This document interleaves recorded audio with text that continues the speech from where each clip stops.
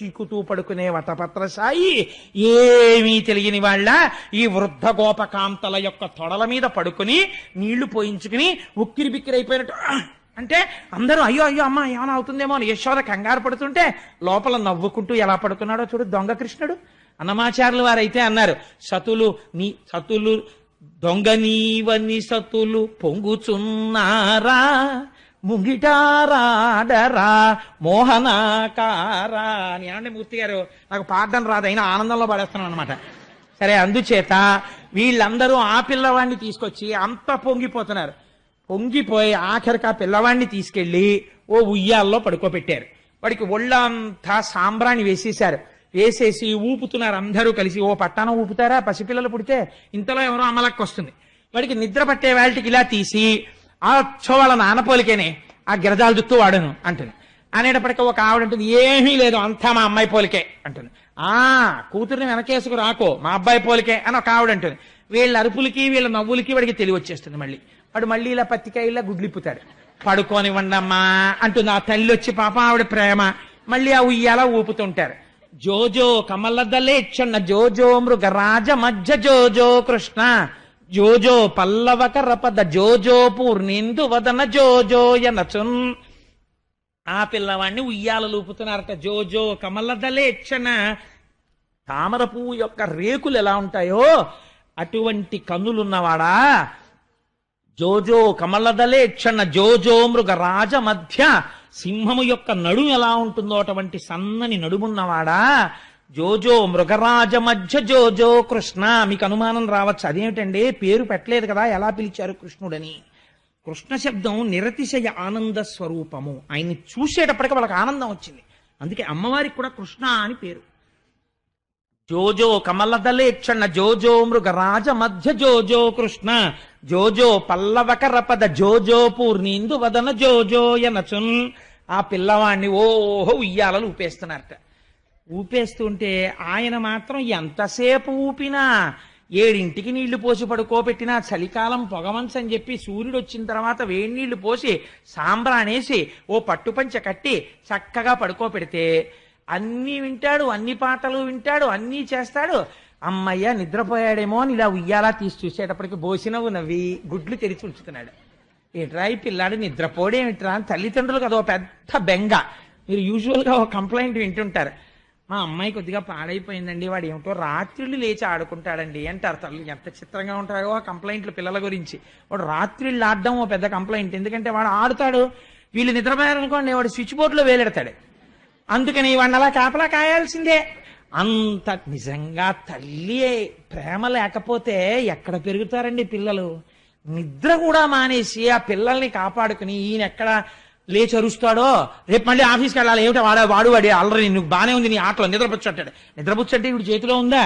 పాపం ఏ హాల్లోకి వెళ్ళి వాడిని పడుకోరా నాన్న అని వాడితో అసలు నోట మాట రాని వాళ్ళండి. ఆ చంటి పిల్లాన్ని చూసుకుని బజ్జున్నావా నువ్వు, నీ పళ్ళు, నీ బుగ్గలు బబ్బోవచ్చు కదా, ఎన్ని చెప్పేస్తారో కథలు సీరియల్స్ వాడికి చెప్పేస్తారు. వాడికి ఏమీ తెలియదు. వాడు అమ్మ వంక చూసో వెరినవ్వు నవ్వుతుంటాడంతే. వాళ్ళు పొంగిపోయి చెప్పేస్తారు. ఏమి అనుబంధం అండి పిల్లాడికి అమ్మకి సృష్టిలో.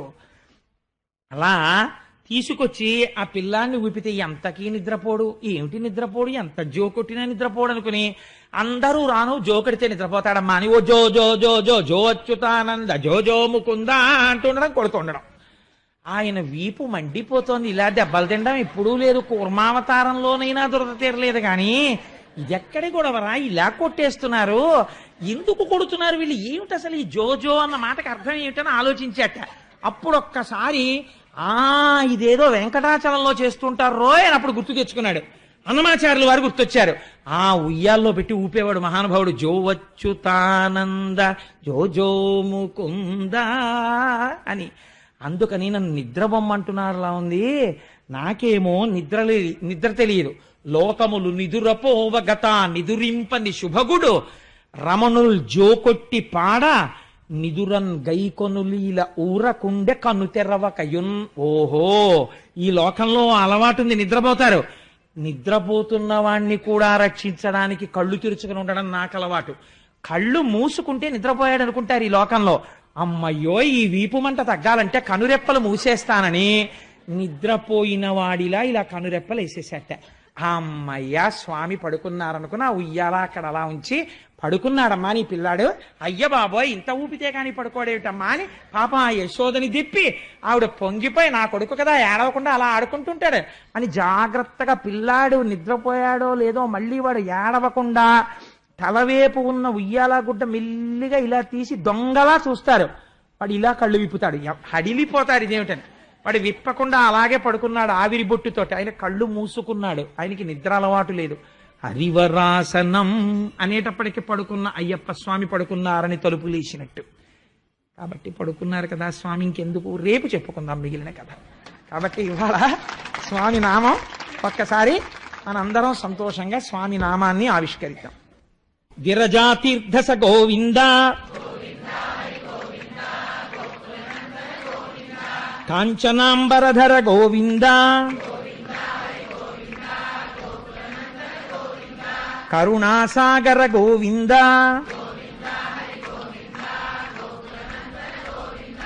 పాప వినాశక గోవింద, పాహి మురారే గోవింద, మత్స్యకూర్మ గోవింద, నందనందన గోవింద, నవనీత చోర గోవింద, పశుపాలక శ్రీ గోవింద, గోపీజనలోల గోవింద, గోవర్ధనోద్ధార గోవింద, అనాథరక్షక గోవింద, ఆపద్బాంధవ గోవింద,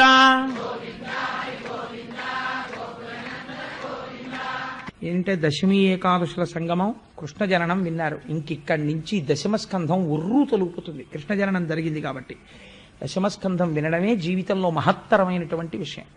శివ శివ కరుణాబ్ధే శ్రీ మహాదేవ శంభో సర్వం శ్రీ ఉమామహేశ్వర పరబ్రహ్మార్పణమస్తు. స్వస్తి.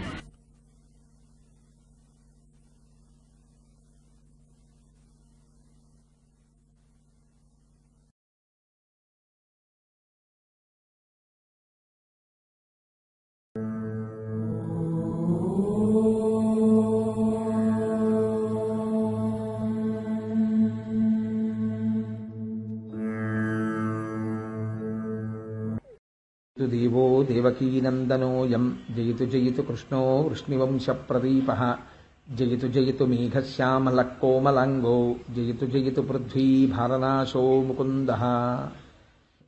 హరి ఓం. పరమేశ్వర స్వరూపమైన సభకి నమస్కారం. నిన్నటి రోజు కార్యక్రమం ముగించేసరికి కృష్ణ భగవానుణ్ణి ఊయలయందు పరుండబెట్టి ఆ గోపకాంతలందరూ జోలపాడుతూ ఆయన్ని నిద్రపుచ్చినటువంటి సంఘటన దగ్గర పూర్తి చేసి ఉన్నాను. తదనంతరం మళ్ళీ ఒక్కసారి ఇటువైపుకి రండి, ఎందుకంటే కథాభాగం కొంతవరకు రెండుగా నడుస్తూ ఉంటుంది. కొంతసేపు మధురలో, కొంతసేపు నందవ్రజంలో. అందుకని ఇటు మధురకి రండి ఒక్కసారి. ఆ మధురలో నిన్నటి రోజున మీకు ఒక మాట విజ్ఞాపన చేసి ఉన్నాను. ఆ కంసుడు దేవకీ వసుదేవుల వద్దకు వెళ్ళి, నేను ఈ మారణకాండయందు నా భాగము ఎంత మాత్రమూ లేదని వేదాంతాన్ని అడ్డు పెట్టుకునేటటువంటి ప్రయత్నం చేశాడు. ఆ అడ్డు పెట్టుకోవడంలో కొన్ని గమ్మత్తైనటువంటి మాటలు మాట్లాడతాడు. ఎవరి మరణమునకు ఎవరు కర్తలు, ఎవరు చేసినటువంటి కర్మను అనుసరించి పాపపుణ్యములను అనుసరించి మరణిస్తూ ఉంటారు, లేదా వారికి శుభాశుభములు కలుగుతుంటాయి. కానీ నేను నిమిత్తం కావడం నా దురదృష్టం, నువ్వు అర్థం చేసుకోగలవు అనుకుంటున్నాను అని చెప్పి ఆ వేదాంతాన్ని అడ్డుపెట్టి ఆ దేవకీ వసుదేవులకి నమస్కరించి వారిని చెరసాల నుంచి విడుదల చేశాడు. ఇది లోకంలో ఉండేటటువంటి ఒక గమ్మత్తైన పోకడ. మీరు గమనించండి, తనకి వేదాంతం పనికిరాదు. తను ఒక కష్టం వచ్చినప్పుడు తట్టుకోవడానికి వేదాంతాన్ని వాడుకోడు. తను ఒక సుఖం వచ్చినప్పుడు ఇది ఈశ్వరానుగ్రహం అని అంగీకరించడానికి వేదాంతాన్ని ఒప్పుకోడు. తన వ్యక్తిత్వాన్ని అభివృద్ధి చేసుకోవడానికి వేదాంతాన్ని ఒప్పుకోడు. వేదాంతాన్ని దేనికి వాడతాడంటే తన తప్పు కప్పిపుచ్చుకోవడానికి వేదాంతాన్ని వాడుతుంటారు. ఇది మీకు చాలా చోట్ల కనపడుతుంటుంది ప్రపంచంలో. దీన్నే మీరు రాక్షస బుద్ధి అని పిలవలసి ఉంటుంది. అది ఎందుకు వాడతారు అలాగంటే ఆంతరమైనటువంటి అభివృద్ధి కోసమని ఆ వేదాంతాన్ని లోపల నిలబెట్టుకోరు. అంటే వారికి తెలియదా అంటే ఏదో కొంత తెలిసి ఉంటుంది వేదాంతం, దానికి సంబంధించినటువంటి కర్మ సిద్ధాంతం ఏదో ఒకటి తెలుసుకుని ఉంటాడు. ఇవన్నీ నా చేతిలో ఉన్నాయండి, ఈశ్వరుడు నడిపిస్తున్నాడు అంటాడు. ఈ మాట అశరీరవాణి పలికినప్పుడు అన్నాడు అనుకోండి, మన చేతిలో ఏముంది బావా, ఒకవేళ నిజంగా అష్టమ గర్భానికి నేను మరణించడం ఖాయమైతే అలాగే, కానీ నా చేతిలో ఉందా జనన మరణములు అని అనుంటే కంసుడికి పరీక్షిత్తుకి తేడా లేకపోను. అప్పుడు అనడు ఈ మాట. ఎప్పుడంటాడు అంటే తన పిల్లలందరినీ చంపేశాక ఇప్పుడు వేదాంతం చెప్తాడు. అంటే ఈ ధోరణి ఎలా ఉంటుందంటే అవతలవాడు వీరి మాటలు నమ్మి ఓహో నిజమే కదా, పాపం వీడి తప్పే ఉందని, చాలా మంచివాడని అవతలవాడు అనుకుంటున్నాడని తాను అనుకుంటాడు తప్ప వీడు దుర్మార్గుడని అవతలవాడు కనిపెట్టేశాడు. వీడికి వేదాంతం ఎందుకు పనికొస్తుందంటే ఇలాంటి వాటికే పనికొస్తుంది. అంటే ఇంకా దారుణం ఏమిటో తెలుసా అండి, కొంతమందికి వేదాంతం ఎందుకు పనికొస్తుందంటే హాస్యానికి పనికొస్తుంది. అది నవ్వులాడుకోవడానికి, లేకపోతే ఇతరమైనటువంటి it's a stock for joke వేసుకోవడానికి అది ఒక సబ్జెక్ట్ వేదాంతం. కానీ అది జీవితంలో ఎప్పుడైనా ప్రమాదాన్ని తీసుకొచ్చిన నాడు అప్పుడు అనిపిస్తుంది మనం అయ్యో వేదాంతం గురించి చాలా తక్కువ చేసి మాట్లాడాం, దాన్ని మనం సరిగ్గా వాడుకుని ఉండుంటే మన జీవితం వేరొక స్థితిలో ఉండేది అని అనిపిస్తుంది. కాబట్టి కంసుడి ప్రవర్తన చూస్తే మనకి లోకంలో ఉండేటటువంటి చాలామంది యొక్క నడువడి మన కళ్ళకి కట్టినట్టుగా కనపడుతూ ఉంటుంది. కాబట్టి ఈ మాటలు చెప్పాడు. ఈ మాటలు చెప్పినటువంటి కంసుడి యందు మార్పు వచ్చింది అని మీరు అనుకుంటే, కాబట్టి ఇప్పుడు మళ్ళీ ఎవరు చెప్పారు? అంతకుముందు ఒకసారి చెప్పింది అశరీరవాణి, నమ్మలేదంటే నేను తప్పుకోగలను అని అనుకున్నాడు. ఇప్పుడు శరీరవాణి చెప్పింది. అమ్మవారు కంటికి కనపడుతూనే చెప్పిందిగా, నా సరసం జనించి నిన్ను చంపెడి వీరుడొక్క దశ సంస్కృతి పొందెడు వాడు దుర్మతి అని చెప్పింది. నాతో కలిసి పుట్టి వేరొక చోట పెరుగుతున్నాడు అంది. ఎక్కడ పెరుగుతున్నాడో ఆవిడ చెప్పలేదు, అదో గమ్మత్తు. చెప్పకుండా ఇంకొక చోట పెరుగుతున్నాడు రా, నువ్వు చనిపోవడం ఖాయం అని చెప్పింది ఆవిడ. కాబట్టి ఇప్పుడు నమ్మాలి కదా, తనకి చావు ఖాయము. తను ఎన్ని ప్రయత్నాలు చేశాడు అష్టమ గర్భాన్ని తాను సంహరించగలనని, ఇన్ని ప్రయత్నాలు చేసినా అష్టమ గర్భం జారిపోయి ఇంకొక చోట ఎక్కడో పెరుగుతోంది. అంటే తన మృత్యువును ఏ ప్రయత్నము చేత తాను అధిగమించలేకపోతున్నాడు. ఈ సత్యాన్ని కంసుడు అంగీకరించి ఉంటే కంసుడి జీవితం వేరొక రకంగా మారి ఉండేది. మీరు కంసుడి భాగవతంలో అనుకుని కథ విన్నారనుకోండి, అది తప్పు అని నేనేమన్నో, పురాణాంతర్గతంగా కథ యథార్థమే. కానీ దాన్ని మీరు మనుష్య జీవితంలోకి తెచ్చుకోలేకపోయారనుకోండి, దానివల్ల వచ్చే ప్రయోజనం చాలా తక్కువగా ఉంటుంది. అసలు మనిషికి పాపచింతన అనేటటువంటిది, నేను పాపము వలన చాలా ప్రమాదాన్ని పొందుతానన్న భయము లోపల బాగా నాటుకోవడానికి ముందు ఒప్పుకోవలసినది ఇది. అంటే ఈ శరీరము వెళ్ళిపోతుంది అన్న సత్యాన్ని అంగీకరించాడు అనుకోండి. చాలామంది అమంగళం అనుకుంటారు, కానీ దాన్ని మించిన మంగళం ఇంకొకటి లేదండి. అసలు ఇది కానీ అంగీకరించగలిగాడు అనుకోండి, ఇదే అబద్ధం ఏం చెప్పట్లేదు. తెల్లవారు లేస్తే ఎందరో వెళ్ళిపోతున్నారు. కాబట్టి ఒక పరమ సత్యాన్నే మాట్లాడుతున్నాం. వెళ్ళిపోవడం ఖాయం. ఏ శరీరము కూడా ఈ ప్రపంచములో శాశ్వతముగా ఉండిపోయిన శరీరము లేదు. కాబట్టి ఈ శరీరము కూడా వెళ్ళి తీరుతుంది అన్నారనుకోండి, అంటే ఒక భయం ఉంటుంది. ఇప్పుడు మీరు ఏమనుభవించినా ఈ లోకంలో మీరు ఎంత సంపాదించండి, ఏవి పట్టరండి, అవన్నీ ఎంతకాలం అనుభవిస్తారు? ఇది ఉన్నంతసేపే. కానీ ఇది పడిపోయాక కూడా వచ్చేవి కొన్నే ఉన్నాయి, రెండే, పాపం పుణ్యం. ఇప్పుడు ఇది పడిపోయినా మనతో వచ్చేవా రెండూ కూడా ఉన్నాయి అని నమ్మగలిగితే పాపం ఎందుకు చేస్తాడు? అసలు లోకం ఎందుకు పాడవుతుందంటే పురాణం వినడం అనేటటువంటిది ఎప్పుడైతే తగ్గిపోయిందో, ఋషులు చెప్పిన మాటలు ఎప్పుడైతే వినడం పోయిందో ఆనాడు లోకం పాడైపోతుంది. కారణం ఏమిటంటే నది ఉండడం తప్పు కాదు, కానీ నదికి పల్లపు ప్రాంతంలో గట్టు చాలా గట్టిగా కట్టబడి ఉండాలి.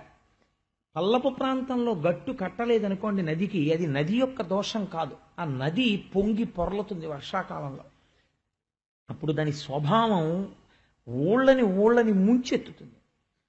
యువకులుగా ఉండగా ఒంట్లో ఓపిక ఉన్నప్పుడు బలం శరీరంలో ఉంటుంది, బుద్ధి యందు అపారమైనటువంటి చురుకుతనం ఉంటుంది. ఈ రెండిటికి మీరు కట్ట వెయ్యలేదనుకోండి, ప్రవహించవలసిన మార్గాన్ని నిర్దేశనం చెయ్యలేదనుకోండి, వాడు విచ్చలవిడి అయి తిరుగుతాడు. చాలా ప్రమాదకరమైనటువంటి ధోరణి వైపుకు వెళ్ళిపోతాడు. ఇది ఏమైపోతుందంటే ఈ ధోరణి అలవాటు పడిపోతుంది మనస్సుకి. అలవాటు పడిపోయి వృద్ధాప్యం వచ్చిన తర్వాత కూడా చాలా ప్రమాదకరంగా పరిణమించేస్తాడు మనిషి. ఆ ఆశ చచ్చిపోదు, ఇంకా చింత పోదు. దీనికి మీకు నేను ఈ మధ్యకాలంలో నిజంగా మహాత్ముడు ఎలా వేశాడో నాకు తెలియదు, కానీ నేను ఒక చోట ఒక జోక్ చూశాను. ఆయన చాలా నాకు అనిపించింది, ఈయన ఎవరో చాలా విషయాన్ని అవగాహన చేసుకుని వేశాడు అనిపించింది. ఒక కొడుకు ఒక తీర్థయాత్రకి వెళ్ళి తల్లి తండ్రి వెనకాతల భోజనానికి వస్తుంటే ఆ కొడుకు గబగబా హోటల్లోకి ముందెళ్ళి ఒక 3 టికెట్, భోజనానికి టికెట్ ఎంత, 50 రూపాయలండి అంటాడు. ఒక 200 రూపాయల కాగితం, 200 రూపాయల కాగితాలు ఇచ్చి 3 టికెట్లు ఇవ్వండి అంటాడు. అంటే అతను 3 టికెట్లు ఇస్తాడు. తర్వాత అతను అంటాడు, ఈ 50 రూపాయలు మీరు ఉంచుకుని మా నాన్నగారు భోజనానికి వస్తున్నారు, వారి చేతిలో పెట్టి భోజనం చేయమని చెప్పండి అంటాడు.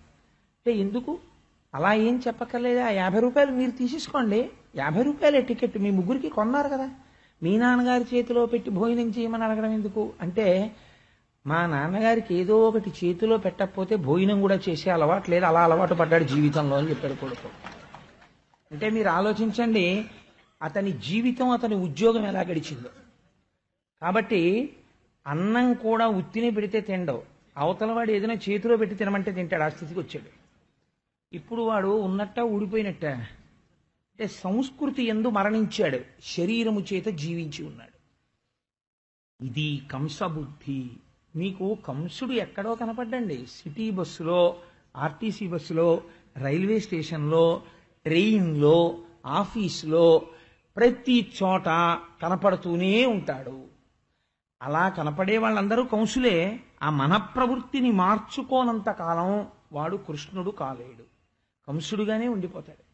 కాబట్టి అక్కడెక్కడో కంసుడు అలా చేశాడని ఆయన్ని మనం ఏం నిందించక్కర్లేదు. మనలో ఉన్నటువంటి కంసుణ్ణి మనం పరిమార్చవలసి ఉంటుంది. కాబట్టి అక్కడ చెల్లెల్ని బావగారిని విడిచిపెట్టి మారిపోయాడు అనుకోండి, అసలు భాగవతం ఇంకొక రకంగా ఉండాలి. కానీ ఈయన వెంటనే ఏం చేశాడంటే, రాత్రి నిద్రపోయాడు, ప్రొద్దున్నే మంత్రుల్ని పిలిచాడు. సహవాసం అనేటటువంటిది జీవితాన్ని ఒక మలుపు తిప్పుతుంది. ఎందుచేతనంటే మీరు ఎటువంటి వ్యక్తులతో కలిసి ఉంటారో మీ జీవితం కూడా అటువంటి బాటలోనే నడుస్తూ ఉంటుంది. ప్రయత్నపూర్వకంగా మనిషి తనంత తానుగా తెచ్చుకోవలసిన ఆస్తి ఏమిటో తెలుసా అండి? మిగిలినవి పక్కన పెట్టండి. ఆ ద్రవ్యం ఏముందండి, ఇక్కడ రాసి ఉంటే వెంటబడి వస్తుంది, దాని గురించి పెద్ద బాధ ఏం లేదు. మీ ప్రయత్నంతో మీరు చేసుకోవలసింది ఏమిటో తెలుసా? ఎవరో ఒక మహాపురుషుడితో, భగవత్ సంబంధము కలిగినటువంటి వాడితో పరిచయం ఉండాలి. మీరు వారి ఇంటికి వెడితే వారు ఆదరణతో పేరు పెట్టి రండి అని పిలిచి కాసేపు మీతో గడపగలిగినంత చనువు మీరు సంపాదించుకోగలగాలి. వారు మీ ఇంటికి రావాలి, వచ్చి కాసేపు మీతో మాట్లాడాలి. అదొక్కటి సాధిస్తే మిగిలింది వారే చేసేస్తారు. ఎందుకో తెలుసా అండి, సహవాసం చాలా గొప్పది. యువతల ఎద్దు ఎటువంటిదైనా, యువతల ఎద్దు సక్రమంగా లాగితే తప్పదు, ఈ ఎద్దు కూడా నడుస్తుంది. ఆయనతో కలిసి తిరగ్గా ఆ మనిషి యొక్క ప్రభావం యువతల వాళ్ళ మీద పడిపోయి చాలా తేలిగ్గా మారతాడు. ఎన్ని గ్రంథాలు చదివితే వచ్చే మార్పు కన్నా, తనంత తాను కష్టపడితే వచ్చే మార్పు కన్నా, ఒక సత్పురుషుడితోటి కలిసి తిరిగినటువంటి సహవాసం చాలా తొందరగా మార్చేస్తుంది మనిషిని. పూతన, తృణావర్తుడు, లేకపోతే ధేనుకాసురుడు, గార్ధపాసురుడు, ఇలాంటి వాళ్ళందరినీ పిలుస్తాడు. రాజా రాక్షస రూపేణ, వ్యాఘ్రరూపేణ మంత్రిణ, సేవకా శ్వానరూపేణ, యథారాజా తథా ప్రజ. రాజు దుర్మార్గుడై దౌర్భాగ్యుడై చెయ్యరాని పనులన్నీ రాజే చేస్తున్నాడు అనుకోండి, ప్రజలకు భయం ఎందుకు ఉంటుంది? ఎవ్వడు భయపడ్డాడు. రాజా రాక్షస రూపేణ, రాజు రాక్షసుడిగా ఉన్నాడు. వ్యాఘ్ర రూపేణ మంత్రిణ, రాజు యందు రాక్షసత్వం ఉన్నప్పుడు పక్కన సత్పురుషులు చేరరు. కాబట్టి ఎవరు చేరారు? వ్యాఘ్ర రూపేణ మంత్రిణ, పెద్ద పులులు లాంటి మంత్రులు చేరారు. సేవకా శ్వాన రూపేణ, తోడేళ్ల లాంటి సేవకులు చేరారు. ఆయన అలా ఉన్నాడు కాబట్టి యథారాజా తథా ప్రజ, అలాంటి ప్రజలు తయారయ్యారు. ఇప్పుడు ఆ రాజ్యం ఎలా ఉంటుందో మీరు ఆలోచించండి. అది మధురై అయి కూర్చుంది. అంటే మధురముగా తిప్పుతూ ఇంద్రియముల యొక్క సుఖాన్ని మాత్రమే అది కోరుతుంది. కాబట్టి అటువంటి సభ నుంచి ఎటువంటి తీర్మానాలు వస్తాయి అని మీరు ఆశ్చర్యపోవక్కర్లేదు. అక్కడ మాట్లాడుకునే వాళ్ళందరూ అటువంటి వాళ్లే చేరుతారు, అటువంటి వాళ్లే మాట్లాడతారు. కాబట్టి అటువంటి సభల్లో ఉండే వాళ్ళ మాటలు ఎలా ఉంటాయని పోతన గారు, వ్యాసుల వారు అప్పుడే దర్శనం చేసి ఎంత గొప్పగా మాట్లాడారో చూడండి. నిజంగాను ఈ విషయాన్ని కంసుడు అందరినీ కూర్చోపెట్టి చెప్పాడు. ఎరా మీ అందరూ చూశారు, నిన్నను నేను ఆ బిడ్డని చంపబోయాను. ఆవిడ వెంటనే స్త్రీగా మారి పైకి వెళ్ళిపోయి నువ్వు తొందరలో మరణించబోతున్నావు, నిన్ను చంపేవాడు నాతో కలిసి పుట్టి వేరొక చోట పెరుగుతున్నాడని చెప్పింది. నాకు కొంచెం భయంగా ఉంది. అసలు చిత్రం ఏమిటంటే అనవసరమైన దాని గురించే భయం. చాలా మంది అంటారు, ఒక మాట అంటుంటారు, అదేంటి ఏమిటో చచ్చిపోయాక ఏమిటోనండి, రేపు పొద్దున్న ఎలా ఉంటుందో అని భయం అంటారు. నేను ఎక్సలెంట్ స్టేట్మెంట్ ఒకటి తత్వవిధానంద సరస్వతి మహారాజ్ దగ్గర విన్నాను. అంటే ఆయన కోడిఫై చేయడంలో, వాక్య నిర్మాణంగా మార్చడంలో, when you meet with death your responsibility is immediately over. మరణమును వ్యక్తి పొందగానే అయిపోయిందంతే వాడి బాధ్యత. ఎందుకంటే ఇంకా శరీరాన్ని తీయడం కూడా ఎవరూ తీయక్కలేదు. ఎవరూ తీయకపోతే కుక్క ఇడుచుకుపోయినా దానికి ఏం బాధ ఉండదు. ఎవరిది పూచి ఆ శవాన్ని తీయడం?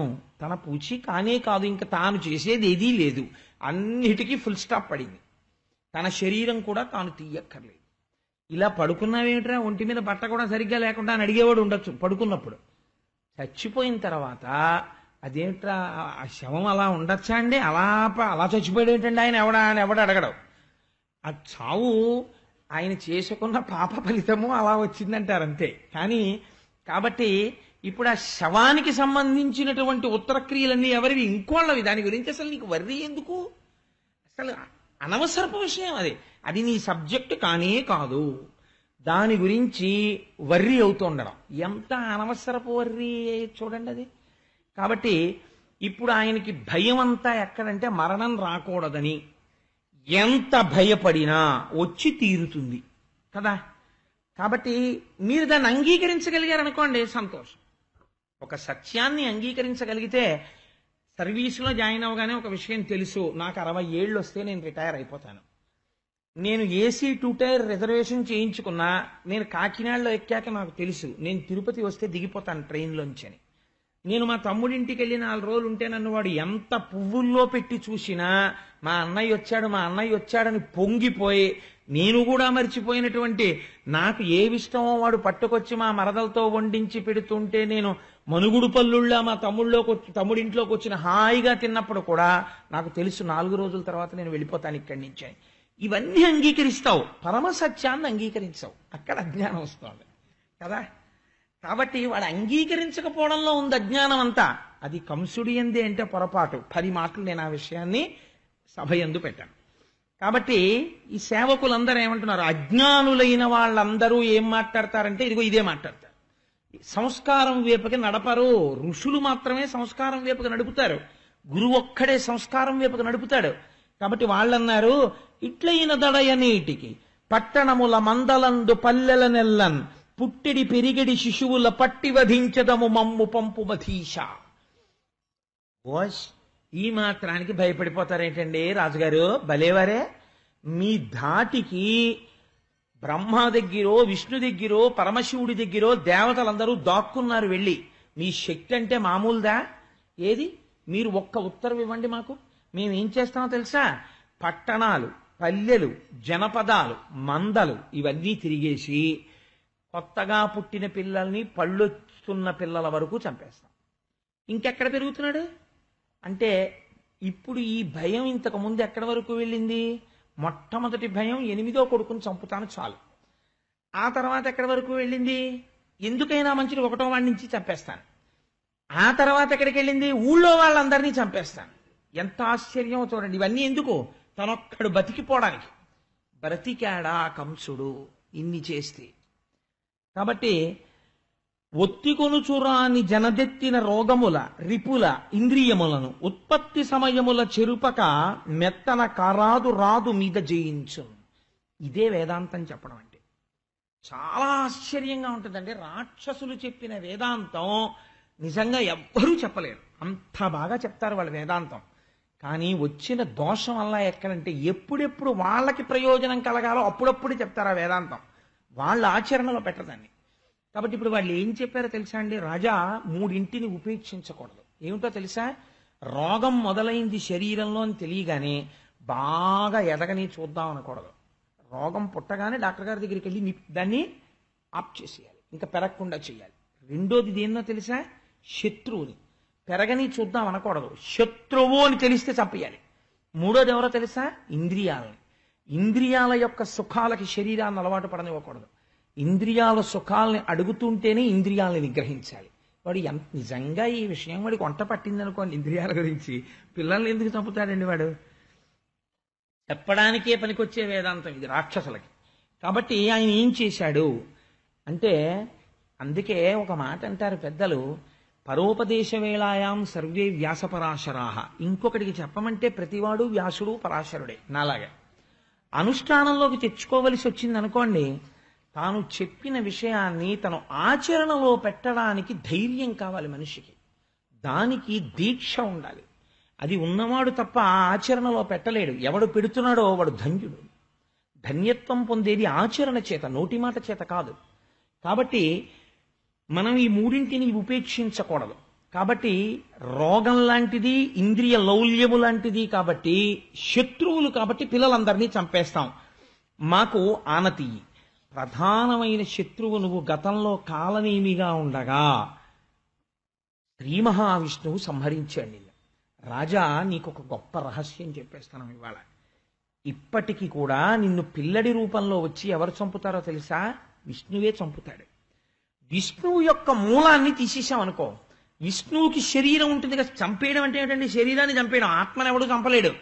కాబట్టి శరీరాన్ని చంపేయాలి. శరీరం ఏమిటి? శ్రీ మహావిష్ణువుకి. ఆయన అంతటా ఉంటాడు. కాబట్టి ఇప్పుడు ఏది శరీరం? ఎన్ని చంపుతారు మీరు అంటే వాళ్ళు అన్నారు, వాళ్ళకి తెలివితేటలు ఎంత గొప్పగా ఉంటాయో చూడండి. ప్రబలంగా విష్ణువు ఎక్కడ ఉంటాడో అక్కడ తీసేయాలి. ఎక్కడెక్కడ తీసేద్దామంటే, అమరశ్రేణికి నెల్ల చక్రిమ కరుండా చక్రి ఏ ధర్మమందమరన్ గోవులు భూమిదేవులు దితి క్షామ్నాయ కారుణ్య సత్యములున్ యాగ తపో దమంబులును శ్రద్ధా శాంతులున్ విష్ణుదేహము అన్నింటిని సంహరించిన అతడంతంబును పొందెడి.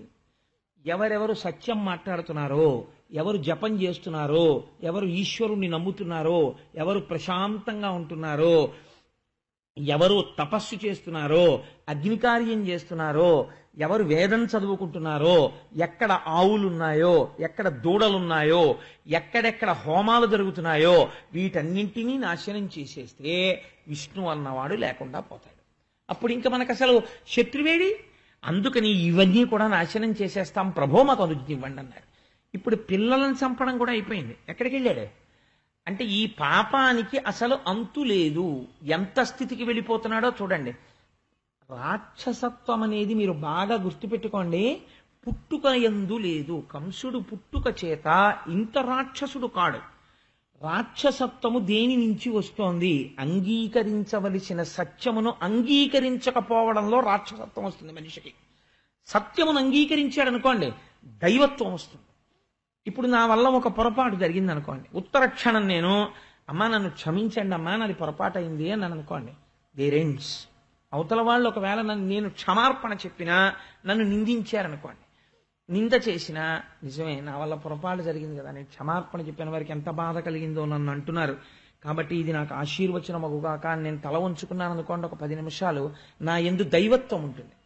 నేను చేసిన తప్పుని ఎలా సమర్థించుకుందామని ప్రయత్నం మొదలెట్టాననుకోండి, మొదలెట్టి జ్ఞానకలునిలోని శారదయోలే ఇంకొక 10 తప్పుల్ని దాని మీద చేశాననుకోండి, నాలోంచి రాక్షసత్వం పెరగడం మొదలవుతుంది. ఇదే అక్కడ జరిగినటువంటి విశేషం. కాబట్టి ఇప్పుడు ఏం చేస్తున్నాడు కంసుడు? అంటే విష్ణువుని సంహరిస్తున్నానని అడ్డు పెట్టుకుని తపస్సు చేసే వాళ్లతో మొదలుపెట్టి పసిపిల్లలు, అగ్ని, సత్యము, ధర్మము, ద్యుతి, దమము, శాంతి వీటన్నిటినీ నాశనం చేయడానికి ఒడిగట్టాడు.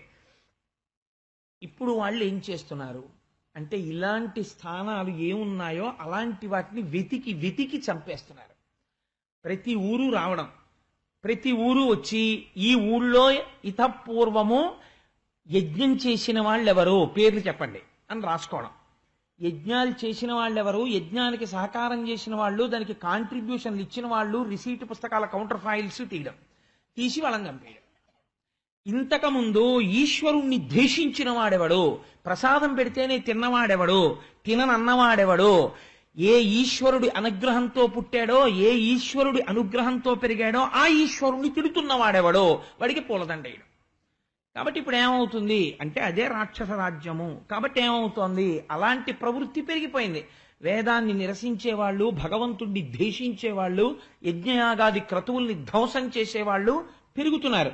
ఈశ్వరారాధన చేసేవాళ్ళు, ఇలాంటి వాళ్ళు నశించిపోతున్నారు.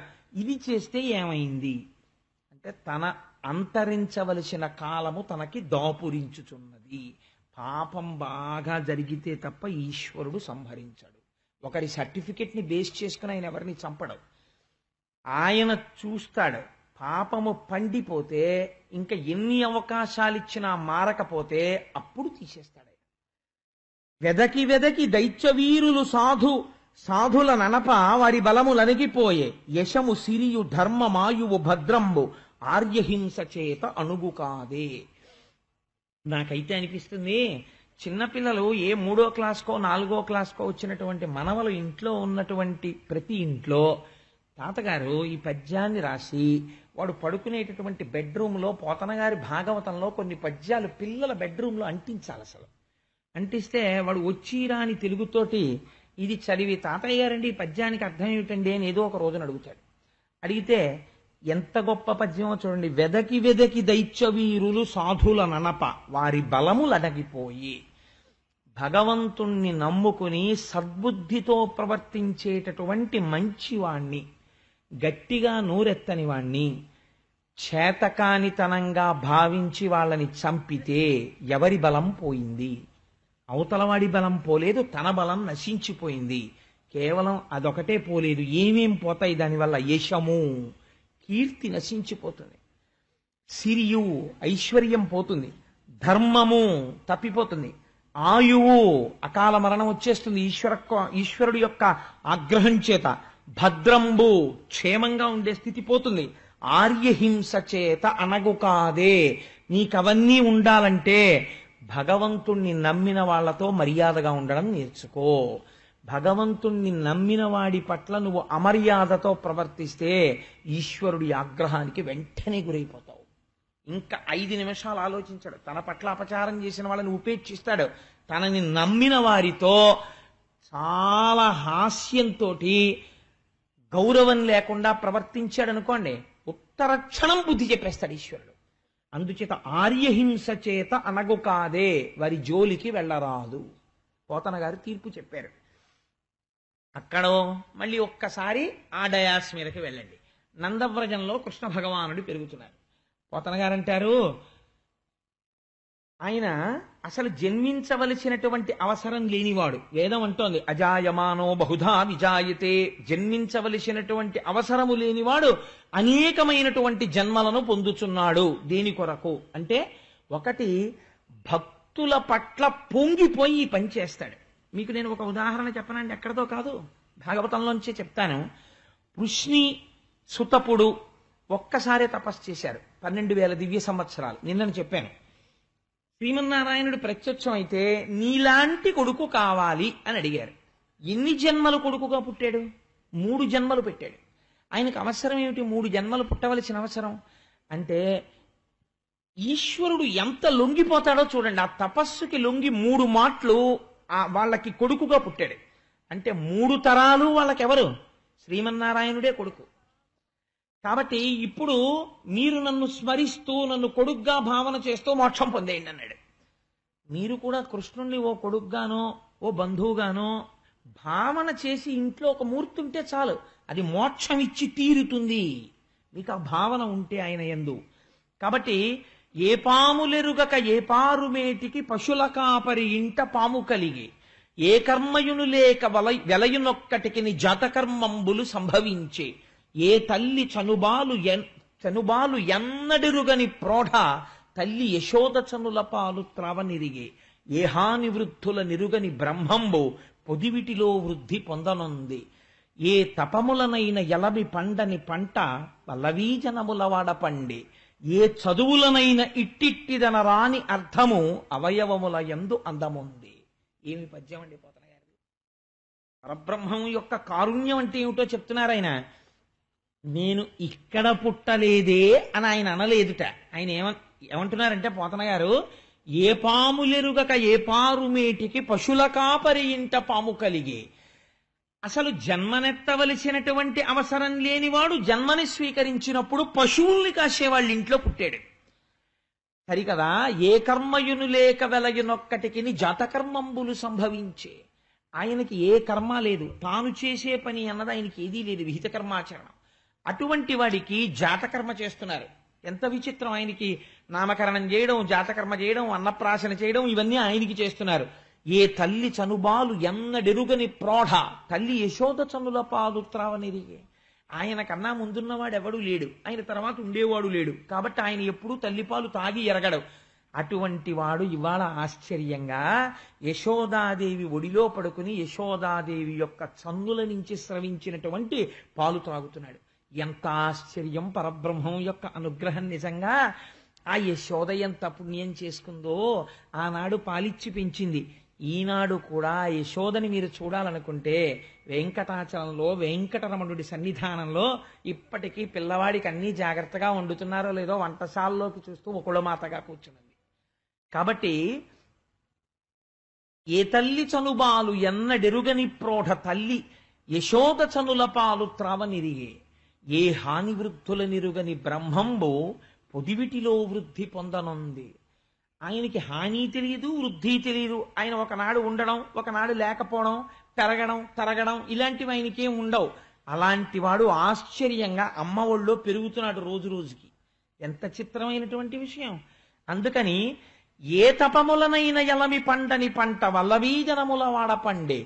ఎంత తపస్సు చేసినా చూడడానికి వీలు కానటువంటి మూర్తి ఇవాళ ఏమీ చేత కానటువంటి గోపకాంతల ఇళ్లల్లో పెరిగి పెద్దవాడయ్యి ఆడుకుంటున్నాడు. మహా అయితే భగవంతుడు ప్రత్యక్షం అయితే, స్వామి నువ్వు ఇక్కడ వెలిసి ఉండు అంటే ఒక మూర్తిగా వెలసి ఉంటాడు. అంతేకాని వాళ్ళింట్లో వీళ్ళింట్లో ఆడుకుంటూ ఈ ఊళ్ళో తిరుగుతుంటాను అనడగా. కానీ నందవ్రజంలో కనపడ్డ ప్రతి ఇంట్లోకి వెళ్ళి వాళ్ళు నైవేద్యం పెట్టక్కర్లేదు, తానే అడిగి తినేశాడు. ప్రత్యక్ష కైంకర్యం. ఎంత అదృష్టం! పైగా ఏ చదువులనైన ఇట్టిట్టిదనరా అని. ఎంత చదువుకున్నా బ్రహ్మం ఎలా ఉంటుంది చెప్పు అంటే చెప్పడం కుదరదు. ఎందుకంటే యతో వాచో నివర్తంతే అప్రాప్య మనసా సహా. మనస్సు, వాక్కు ఇంకా మేము పరబ్రహ్మం గురించి చెప్పలేమని వెనక్కి ఎక్కడ తిరిగిపోయాయో అక్కడ పరబ్రహ్మం ఉంది. అటువంటి పరబ్రహ్మం గురించి ఏ చదువు చెప్పలేదో అటువంటి పరబ్రహ్మము ఇవాళ ఆ గోపకాంతల ఇంట్లో ఒక స్వరూపమై పెరిగి పెద్దవాడవుతున్నాడు. ఎంత చిత్రమయ్యా! ఇది పరమాత్మ యొక్క కారుణ్యము. ఈ పద్యం కేవలం వినడానికి కాదండి, ఈశ్వరానుగ్రహం. అంటే మీకు ఒక మాట చెప్తున్నాను. భగవంతుడి అనుగ్రహం ఎలా ఉంటుందంటే, వెనకటికి ఒకానొక సాధు పురుషుడు ఏదో తనకి కావలసినటువంటి ద్రవ్యం కోసమని అక్బర్ పాదుషా దగ్గరికి వెళ్ళాట. అక్బర్ పాదుషా దగ్గరికి వెళ్ళి ఎదురు చూస్తున్నాడు. రాజావారు పిలుస్తారు, కూర్చోండి అన్నారు. విజిటర్స్ చైర్స్ లో కూర్చున్నాడు. సాధు పురుషుడు కదా, అటు ఇటు తిరుగుతుంటే ఎవరు ఏమనరు. ఆయన చాలా మతసహనం కలిగినటువంటి వాడు, అందరినీ సమానంగా చూసినవాడు. ఆయన తిరుగుతూ అక్బర్ పాదుషా ఏం చేస్తున్నాడు అని అడిగారు. అడిగితే ఈ సామ్రాజ్యము ధనకనక వస్తువాహనములతో వర్ధిల్లాలని ఈశ్వరుణ్ణి ప్రార్థన చేస్తున్నాడు అన్నారు సేవకులు. వెంటనే ఈ సాధు పురుషుడు లేచి వెళ్ళిపోయాడు. వెళ్ళిపోతే అక్బర్ పాదుషాకి తెలిసింది. వచ్చి వెళ్ళిపోయాడు ఈ మాట తెలియగాని. కబురు చేశాడు, ఎందుకు వెళ్ళిపోయాడు కనుక్కురండి అన్నాడు. నేను సాధు పురుషుణ్ణి, నేను ఈశ్వరార్చన చేసేవాణ్ణి. నేను ద్రవ్యం కోసం అక్బర్ దగ్గరికి వెళ్ళాను. ఆ అక్బర్ కూడా ద్రవ్యం కోసం ఈశ్వరుణ్ణే ప్రార్థిస్తున్నాడు. అది నేను ప్రార్థించచ్చుగా, నేను ఎందుకు వెళ్ళినట్టు? అందుకని వెనక్కి వచ్చేసాను. ఎంత చిత్రంగా ఉంటుందో చూడండి. ఏదైనా ఎక్కడి నుంచి వస్తుంది? ఈశ్వరానుగ్రహంలోంచే వస్తుంది. భగవంతుడు ఒక మాట అనుకున్నాడు. నేను తరచూ మీకు ఒక మాట చెప్తూ ఉంటాను. చంద్రశేఖర పరమాచార్య స్వామి వారికి ఒక లక్షణం ఉండేది. 1 కోటి రూపాయలు పట్టుకొచ్చి ఒకరు అక్కడ పెట్టి, అయ్యా ఈ 1 కోటి రూపాయలతో మీరు ఏదైనా ఇది కట్టండి అంటే, నేను అలా కట్టననేవాడు. నేను అలా కట్టను. కటిక పేదవాడు కూడా తనకి తోచినది 5 పైసలు ఈ హుండీలో వేయండి, వేస్తే ఈ డబ్బంతా పట్టుకెళ్లి గుడి కట్టి నేను అందులో అభిషేకం చేస్తాను, దర్శనం చేసుకోండి అనేవారు. ఎందుకనంటే ఆ గుడి ఎంతకాలం ఉంటుందో అంతకాలం, గుడి ఎంతకాలం ఉంటుంది, ఈ సనాతన సంప్రదాయం ఎంతకాలం ఉంటుందో అంతకాలమో గుడి ఉంటుంది. ఎంతకాలము గుడి ఉంటుందో అంతకాలము ఈ భక్తులందరికీ కూడా వరం ఇవ్వాలి. అది జగదాచార్యులంటే. ఇప్పుడు ఏమైంది? ఆ గుడిలో పావలా వంతు పడినా సరే, ఆ గుడికి ఎవరైనా వెడితే వెళ్లి దర్శనం చేసుకుని అక్కడ జరిగిన ఆరాధనలో 6వ వంతు పుణ్యం వాళ్ళ ఖాతాలో పడుతుంది. ఇక్కడ రామాయణం జరిగితే, ఇక్కడ భాగవతం జరిగితే, ఇంత ఇరుక్కుని కూర్చుని విన్న భక్తుల యొక్క శ్రద్ధకి అయ్యప్ప స్వామి వారు పొంగిపోయారు. పొంగిపోయి వీళ్ళందరికీ నేను ఒక శాశ్వత పుణ్య నిధిని ఇవ్వాలి. ఎలా ఇస్తాననుకున్నారు? 200 మంది 1200 రూపాయలు ఇవ్వండి, మీ పేరు మీద రాటేసి ఆచ్ఛాదన మంటపం కడతా ఉన్నారు. ఇవాళకి నాకు మూర్తి గారు స్టేజ్ దగ్గరికి వస్తుంటే చెప్పారు, 200 దాటిపోతోందండి అంటున్నారు. అంటే ఈశ్వరుడు ఏం చేశాడు? మీ మనస్సుల్లో చొరబడి తనకి ఆచ్ఛాదన మంటపం ఒకటి ఇక్కడ కట్టించుకుంటున్నాడు. ఎందరో ఆయన భక్తులు రేపు ఆచ్ఛాదన మంటపంలో కూర్చుంటారు. వృద్ధులు కూర్చునే కుర్చీలు తెప్పించుకుంటున్నాడు. పేరు ఉంటుందా? ఎవరి పేరు ఉండదు. కానీ ఎవరెవరి పేర్లు ఇక్కడ పెట్టుకోవాలో ఆయనకి తెలుసు.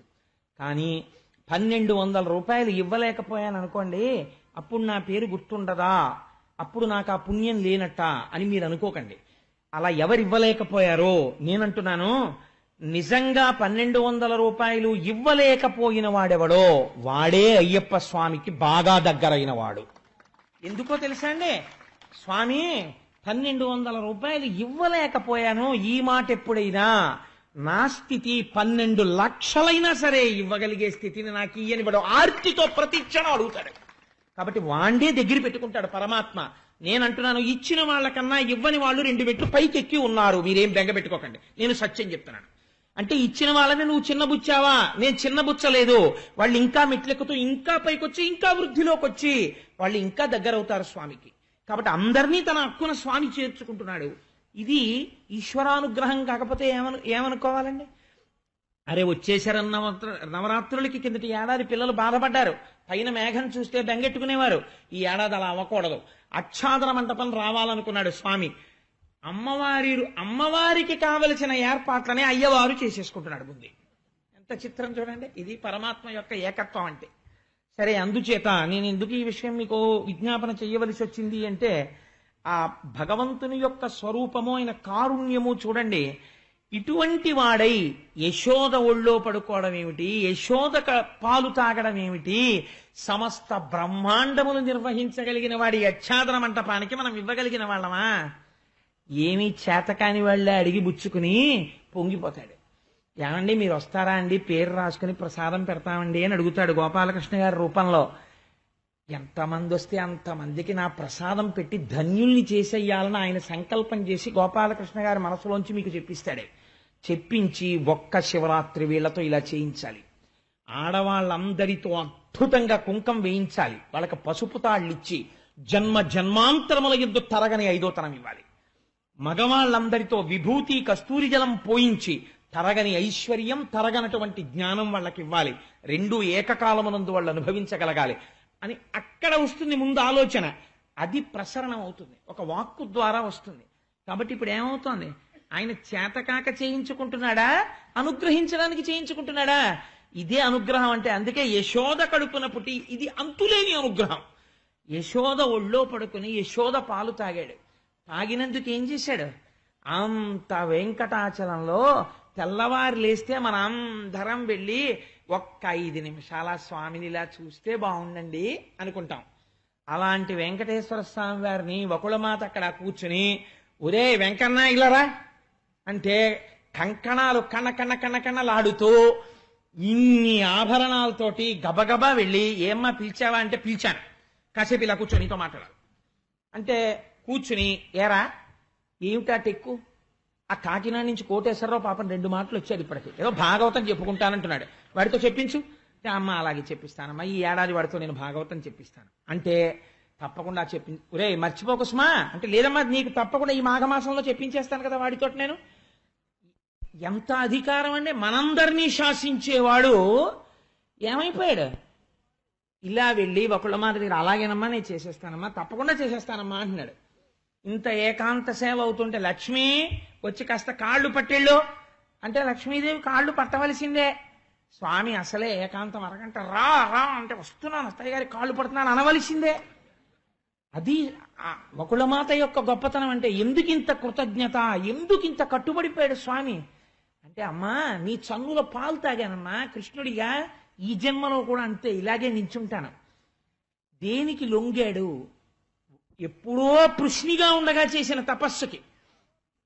వీడు నా కొడుకు, నేను తల్లిని, నా కొడుక్కి పంచ కట్టద్దు, పండగ వచ్చింది, పిల్లలందరికీ తలంటి పోశాను, ఆయనకేమో తలస్నానానికి అన్ని ఏర్పాట్లు చేశాను, మా అబ్బాయికి కూడా తలస్నానం చేయించాలి, ఇవాళ మా అబ్బాయికేమో చక్కగా ఇంకో పట్టుపంచ కట్టాలి, ఆయనకేమో కిరీటం పెట్టాలి, ఆయన మెళ్ళలో తులసి వెయ్యాలి, అన్ని వేసి కాసిన అటుకులు బెల్లం తీసుకొచ్చి అక్కడ పెడితే తింటాడు, తిని అమ్మ అమ్మ పండగమ్మ అని సంతోషపడిపోతాడు అని మీరు ఇంట్లో కృష్ణమూర్తిని పెట్టుకుని ఆయనతో మానసికంగా ఒక అనుబంధం పెట్టుకుని మీరందరూ స్నానం చేసినప్పుడు ఆయనకి కూడా స్నానం చేసినట్టు తడిగుడ్డ అట్టుకొచ్చి తుడిచేసి ఆయనకు పట్టుపంచ కట్టేసి భలే ఉన్నావు కృష్ణయ్య అని ఇలా బుగ్గలు ముద్దెట్టుకుని వెళ్ళిపోయారనుకోండి, అంతే అందిపోతుంది.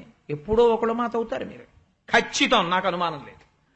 కాబట్టి ఇది ఈశ్వరుడి యొక్క అనుగ్రహం అంటే, దాన్ని ఆవిష్కరించే ప్రయత్నం చేస్తున్నారు పోతన గారు. లేకపోతే భాగవతం ఎందుకు మనస్సుకు ఆలంబనం అవుతుంది? వినండి వినండి వినండి అంటారండి అందులో దశమస్కందాన్ని. అది కారణం. అందుకే కడుపుతో ఉన్న వాళ్ళని కూడా భాగవతం దశమస్కంధం వినండి, దశమస్కంధం వినండి, కృష్ణుడు లాంటి కొడుకు పుడతాడంటారు. సరే, అందుచేత ఆ మహానుభావుడు అక్కడ నందవ్రజంలో అమ్మతో ఆడుకుంటూ చక్క చంటి పిల్లవాడిగా ఒళ్ళో పడుకుని ముద్దులు మూట కడుతూ పెరిగిపోతున్నాడు, రోజు రోజుకి పొంగిపోతున్నారు. ఒకానొక రోజున కంసుని పనుపున పూతన అనబడేటటువంటి ఒక రాక్షసి బయలుదేరింది. ఆవిడికి ఒక పెద్ద బిరుదు ఇచ్చారు పోతన గారు, బాలఘాతకి. ఆవిడ ఏం చెయ్యగలదు అంటే శిశువులను చంపగలదు, తొందరగా పసిగడుతుంది. ఎంత శిశువుని తీసుకెళ్లి మీరు ఎక్కడ దాచేయండి, ఎక్కడున్నాడో పసిపిల్లాడు పసిగడుతుంది. ఆవిడ కామరూపి రూపం మార్చుకుంటుంది, మార్చుకొని ఆ భవనమనందు ప్రవేశించి చాలా గమ్మత్తుగా చంపుతుంది. చంపినప్పుడు చంపుతున్నానని తెలియకుండా చంపుతుంది. ఎంత అందంగా చంపుతుందో తెలుసా అండి?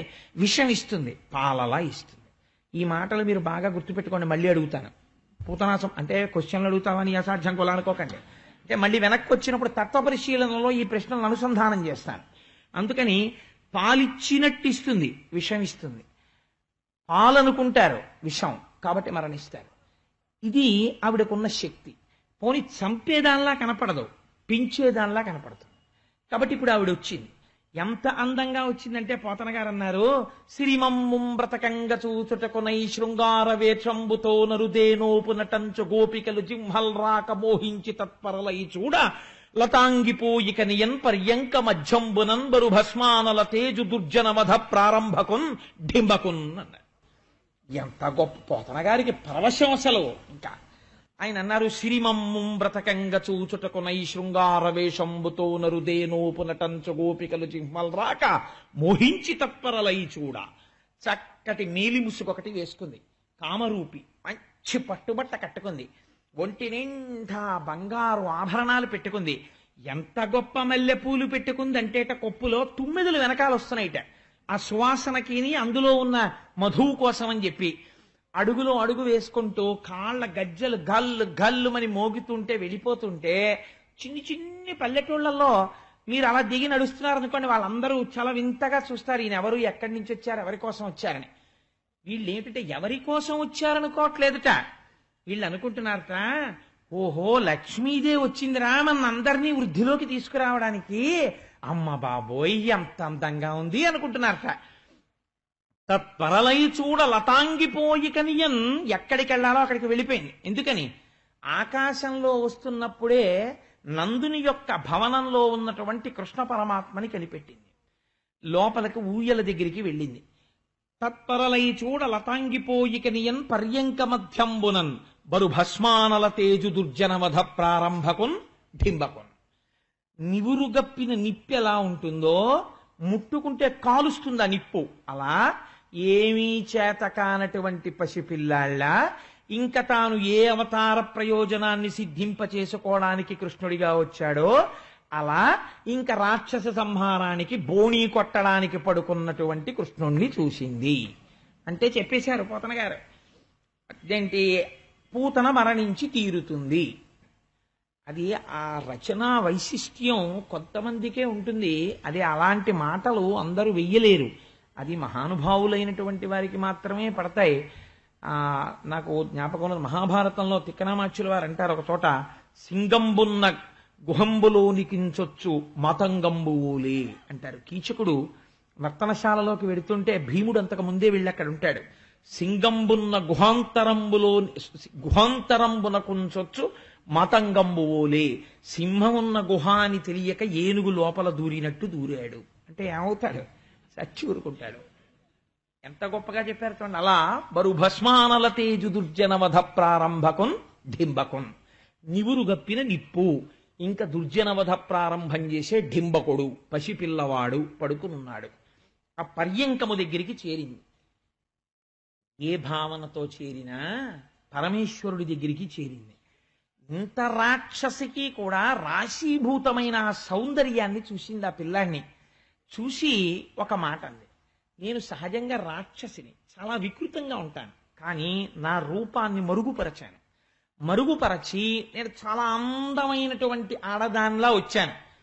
ఈవిడ వస్తూ ఉంటే ఈయనకి తెలియదండి, చరాచర ప్రపంచము యొక్క ఆంతరమునందంతటా నిండిపోయినవాడు, బాహ్యమునందు నిండిపోయినవాడు, ఈవిడెందుకు వస్తోందో ఆయనకి తెలుసు. ఆయనేం చేశాడు, ఆలోకేశ్వరుడా చరాచర విభుండా బాల గోపాలుడా బాలధ్వంసిని గొంతు గంటిడి వెసన్ బాలెంత చందంబునన్ పాలిండ్లన్ విషమూని వచ్చుట మదించింతించి లోనవ్వుచున్ కాలంగేలగ దల్పరాణి కరణిన్ కన్మోక్షి గుర్పెట్టుచున్. కాలు చెయ్యి ఇలా పొట్ట కింద పడిపోతే చెయ్యి తీసుకోవడం కూడా చేత కానటువంటి పిల్లవాడిలా ఆలోకేశ్వరుడా చరాచర విభుండా బాల గోపాలుడు, చరాచర జగత్తునంతా నిండి ఉన్నటువంటి పరమాత్మ ఏమీ తెలియని వాడిలా గుర్పెట్టుచన్ లో నవ్వుచన్, లోపల వచ్చేసావా ప్రారంభమా అని లోపల నవ్వుకుంటూ, ఏమదృష్టమో రామావతారంలోనూ ఆడదే తాటక, కృష్ణావతారంలోనూ ఆడదే పూతన, నాకెప్పుడూ ఆడవాళ్లతోనే మొదలేమో దుష్ట సంహారం అనుకుని ఓ నవ్వుకుని గుర్పెట్టుచన్ ఓ దొంగ గుర్రోటి మొదలు పెట్టాడు. పిల్లల గుర్రు చాలా గమ్మత్తుగా ఉంటుంది. పెద్దవాళ్ళు గుర్రు పెడితే చికాకు వస్తుంది, ఏమిటంటే బాబా గుర్రు అంటారు. పిల్లలు గుర్రు పెట్టారనుకోండి ఇంటిల్లిపాది వచ్చి చూస్తారు, వాడు చూడండి ఎలా గుర్రు పెడుతున్నాడో అని. అందుకని ఆయన చిన్ని గుర్రు పెట్టి నిద్రపోతున్నాడు. ఈవిడ దగ్గరికి వచ్చి చూసింది ఉయ్యాల దగ్గర. ఎంత రాక్షసైనా అందానికి వశపడిపోయి తెలియకుండానే ఒక మాట అంది, నేను ఇంత అందంగా ఎందుకు వచ్చానో తెలుసా, నీ అందం తీసేయడానికి వచ్చాను. ఇంత అందగాడివి నా పాలు తాగితే ఏమైపోతావో తెలుసా, ఎందుకు పనికి రాకుండా అయిపోతావు. అందుకే నాచనుబాలొక గుక్కెడు ఓ చిన్ని కుమార త్రాగు మొయ్యన పిదపన్ని చెలువ మెరుగవచ్చును నా చెలువము సఫలమగును నలినదలాక్ష. యశోదాదేవి కన్నులు అంత అందంగా ఉంటాయట, తామర రేకుల్లా ఉంటాయట, అమ్మ పోలికి వచ్చింది ఆయనకి. అందుకని నలినదలాక్ష ఆవిడ అలాగే పిలిచింది తెలియకుండా. తామర రేకుల వంటి కన్నులున్న పిల్లాడా ఎంత అందంగా ఉన్నావురా, ఇంత అందం చటుక్కున మాయమైపోతుంది. ఏది, నా చనుబాలొక గుక్కెడు ఓ చిన్ని కుమార త్రాగు మొయ్యన పిదపన్ నా చెలువ మెరుగవచ్చును. నా అందం ఏమిటో అప్పుడు చదువు గాని, నీ చెలువము సఫలమగును, నీ అందానికి సార్థకత వస్తుంది, దా తాగు అని గబగబా ఉయ్యాలలో ఉన్న పిల్లాన్ని తీసుకుని ఒళ్ళో పెట్టుకుని స్తన్యం వాడి నోట్లో పెట్టబోతోంది. ఎక్కడో లోపల పని చేసుకుంటున్నారు రోహిణి యశోదాదేవిని. వాళ్ళు చూశారు. చూసి, అయ్యయ్యో అదేమిటమ్మా మా పిల్లవాడికి పాలిస్తున్నావు, అలా ఇవ్వకు, మా పిల్లవాడు అన్య స్త్రీల యొక్క క్షీరమును స్వీకరించాడు, ఆగంటున్నారు. ఆవిడ స్తన్యమంతా విషమే కాబట్టి ఒక్కసారి ఆ విషాన్ని పిల్లవాడి నోట్లో పెడితే చాలు అనుకుంది. అని గబగబా పిల్లవాడిని తీసి ఒళ్ళో పెట్టుకుని వాడి ముఖం ఇలా తిప్పి ఎలా అయినా సరే ఆ స్తన్యం నోట్లో పెట్టే ప్రయత్నం చేస్తాను. ఈయన ఎంత తెలివితేటలైన ప్రయత్నం చేశాడంటే, పోతన గారు లైవ్ టెలికాస్ట్ ఇచ్చారండి. జీవితంలో ఒక్కసారి ఇక్కడ అలా దర్శనం అయితే చాలు పాపాలు విరిగిపోతాయని. మేల్కొన్న తెరుగున మెల్లన కను విరిచి క్రీగంట చూచుచు గిదిసి నీల్గి ఆవులించుచు చేతుల అకసంబున జాజి ఎదుగిలియో కన్న యోజనూది బిగుచన్ను కవకేళ కబళించి పీడించి గొక్కకు గుటుకు మనుచు ఒక రెండు గ్రుక్కలను విధ ప్రాణముల సైతము మేనిలో సత్వమెల్లా త్రావె నదియును గుండెలు తల్లడిల్లా ఇతర బాలుర క్రియవాడవివు కాదు చన్ను విడువుము చాలు ననుచు. లైవ్ టెలికాస్ట్ ఇచ్చారు శబ్దంతో క్యాన్వాస్ గీసి మహానుభావుడు. మేల్కొన్న తెరగున మెల్లన కను విచ్చి క్రీగంట చూచుచు గిదిసి నీల్గి ఆవులించుచు. బాగా నిద్రపోతున్న పిల్లాన్ని ఏదో ఆ పిల్లాడి పుట్టినప్పటి నుంచి ఎప్పుడొచ్చి అన్నయ్య నీ కొడుకుని చూస్తానరా, ఎప్పుడొచ్చి నీ అన్నయ్య నీ కొడుకుని చూస్తానరా అని చెప్పి ఆర్తితో ఉన్న మేనత్త ఆ పిల్లాడు పుట్టినటువంటి ఓ నెల 15 రోజులకో ఎప్పుడు అమెరికా నుంచి వచ్చింది అనుకోండి, పిల్లాడు గాఢ నిద్రలో ఉన్నా సరే ఉయ్యాల నుంచి లేపేసి అత్తయ్య ఒళ్ళో పడుకోబెట్టి ఏంటి ఒరే నాన్న నీకోసం వచ్చాను రా, అంత దూరం నుంచి ఏది ఇలా చూడు అని ఇలా బుగ్గలు అన్నారనుకోండి, వాడు ఇంకా లేచి లేవనట్టుగా ఒక్కసారి ఇలా కళ్ళు విప్పి ఇలా మూసేసి ఓ పెద్ద ఆవులించి ఆ చేతులు ఆకాశంలోకి ఎత్తి ఓసారి ఇలా ఒళ్ళు కుదిపి మళ్ళీ పడుకున్నట్టే మేల్కొన్న తెరగున మెల్లన కనువిచ్చి క్రీగంట చూచుచు గిదిసి నీల్గి ఆవులించుచు చేతులు ఆకాశంబున దాచి ఒదిగిలి కొన్న యోజనూది. ఏమీ తెలియని వాళ్ళ ఆవలించాడు, ఇలా చూశాడు, మళ్ళీ నిద్ర వచ్చేసిన వాళ్ళ ఇలా కళ్ళు మూసేశాడు, ఇలా పడుకున్నాడు, మళ్ళీ కళ్ళు విప్పాడు. అబ్బా తాగక తప్పదా అన్నట్టుగా చూసి ఏంటమ్మా ఈ పాలు తాగడం నిద్రలో అని విసుక్కుని అయినా తాగడం అలవాటైపోయిన వాళ్ళ అమ్మ స్తన్యం తాగినట్టే ఆ స్తన్యాన్ని తన బుజ్జి వేళ్లతో ఇలా పట్టుకుని గుటుకు మనుచు గుటుక్కమని వినపడిందిట. పిల్లలు చాలా గమ్మత్తుగా ఉంటుంది. వాళ్ళకి తెలిసి తెలియక మంచి గాఢ నిద్దట్లో తాగుతుంటే అని గుటక వినపడుతుంది. అలా ఆ గుటుకు మనుచు పోతన గారు ఎక్కడ వరకు విన్నారో చూడండి. కృష్ణుడి కంఠంలోకి దిగుతున్న పూతన పాలని విన్నారు ఆయన. గుటుకు మనుచు ఒక 2 గుక్కలు తాగారంతే. నువిధ ప్రాణముల సైతము మేనిలో సత్వమెల్లా, గుండెలలో ప్రాణాల దగ్గర నుంచి ఆవిడ శరీరంలో ఉన్న శక్తినంతటిని లాగేశారు 2 గుక్కల్లో.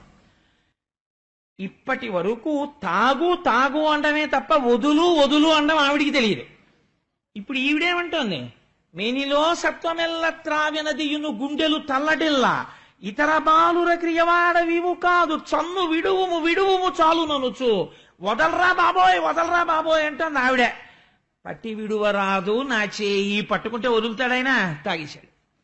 తాగేగానే ఆ కామరూపం పోయి ఒక్కసారి గిర్ర తిరుగుతూ ఆ నెత్తురు కక్కుతూ భయంకరమైన శరీరంతో 13 కిలోమీటర్లండి పూతనా శరీరం.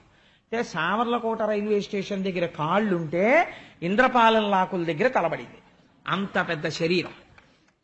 దారుణ లాంగూల దంతదండంబులు నగగహ్వరము బోలు నాశికయును గండశైలాకృతి కలకు చెయ్యుగములు అని గండశైలాకృతి కలకు చెయ్యుగమును ఆ జాగుకట్టల పోరు చెరకోరు హస్తంబు అంకిన చెరువుతో నెనయు కడుపు చీకటి నూతుల జనయునేత్రంబులు పెనుదిబ్బపోలుడు పెద్ద చిరము గదిసి షట్క్రోశ దీర్ఘమై కదిసి చూడ 13 కిలోమీటర్ల దూరం ఎంత ఉంటుందో అంత పెద్ద శరీరంతో వచ్చి నెత్తురు కక్కుతూ నేల మీద పడిపోయింది. పడిపోయేటప్పుడు ఒక గమ్మత్తు జరిగింది.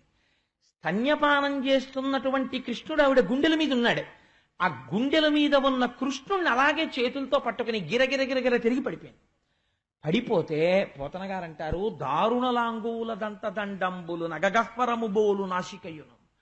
దంతదండంబులు అంటే ఆ కోరలు ఎలా ఉన్నాయంటేట నాగేటి చాళ్ళు ఉంటాయి. ఆ నాగలికి భూమిలో పెట్టి దున్నేటప్పుడు ఇలా ఏటవాలుగా ఉంటుంది ఆ నాగేటి చాలు. అది ఎలా ఉందో అలా ఉన్నాయి ఆ కోరలు. దారుణ లాంగల దంతదండంబులు నగగహ్వరము బోలు నాశికయును. పెద్ద కొండ గుహల్లాంటి ముక్కులు. గండశైలాకృతి గలకు చెయ్యుగమును విరిసితూలెడు పల్ల వెంట్రుకలును. పెద్ద పర్వత శిఖరాలు ఎలా ఉంటాయో అటువంటి స్తన్యములు. ముళ్ల పొదలు ఎలా ఉంటాయో అలాంటి వెంట్రుకలు. చీకటి నూతుల జనయునేత్రంబులు. ఆ చచ్చిపోవడంలో ప్రాణాలు శక్తి లాగేశారేమో, కళ్ళు వెనక్కి వెళ్ళిపోయాయి. వెనక్కి వెళ్ళిపోవడంలో ఇలా చీకటి నూతులు అని ఉంటాయి. ఒక పెద్దాపురంలోనే చూశాను నేను వాటిని, నా అదృష్టం కొద్దీ. అది తాడు బకెట్ ఎప్పటికెడుతుందో మనకి తెలియదు. అలా తాడు వదిలేస్తే అది వెళ్ళిపోతుంది. వెళ్ళిపోయిన తర్వాత బహుశా వెళ్ళింది అని మనం ఊహించాలి. ఊహిస్తే అప్పుడు దాన్ని ఆ బకెట్ ఇలా ఇలా ఇలా ఇలా కడిపితే నీళ్లు ఎక్కుతాయి. నేను నా పెళ్ళైన కొత్తల్లో పెద్దాపురంలో ఉండే రోజుల్లో పంపు రాకపోతే స్నానం చెయ్యాలి కదా అని నా భార్య, నేనెక్కడ తోడుతానండి మీరు తోడండి అనేది. 3 బకెట్లు తోడేటప్పటికి గోడలు జారిపోయేవి. అప్పుడు ఇంకా నేను దీనికి ఏది శరణ్యమో అని ఆలోచించి, ఆల్రైట్ నువ్వేం చెయ్యొద్దు కానీ పోను నువ్వు తోడద్దు, నువ్వు దగ్గర నించో, నేను గానుగద్దులా నా కర్మపాశాలు నేను మోసుకున్నట్టు ఈ తాడట్టుకు పోతాను. అలాగా బకెట్ దగ్గరికి వచ్చేసాక ఓయ్ అనో కేకై ఆగుతాను. ఈ నీళ్లు నువ్వు పోసేసి మళ్ళీ అను వెనక్కి వస్తాను, మళ్ళీ బకెట్ లోపలికి పోతుంది. కాబట్టి ఎందుకని దాని లోతు ఎంతో మనకి తెలియదు. పెద్దాపురం లోతులు అలా ఉండేవి. ఆ నూతులు నా జీవితంలో పడిన కష్టం పెద్దాపురంలో. కాబట్టి చీకటి నూతుల జనయునేత్రంబులు, ఆ పూతన యొక్క కళ్ళు చీకటి నూతుల్లో ఉన్నాయిట. గుడ్డెక్కడుందని కనిపెట్టాలి.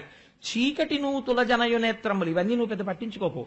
చీకటి నూతుల జనయునేత్రంబులు పెనుదిబ్బ పోలెడు పెద్ద పిరుదు, పెద్ద పెద్ద దిబ్బలు ఎంతంత ఉంటాయో అటువంటి పిరుదులతో కూడినదై, ఎండిపోయిన చెరువు ఎలా ఉంటుందో అటువంటి కడుపుతో, కదిసి షట్కోశ దీర్ఘమై కదిసి చూడ భయదమగుదాని కళేబరము చూచి గోపీజనంబులు గుమికూడి బెగడుచుండిరి మనమున బెదరు కదిరి.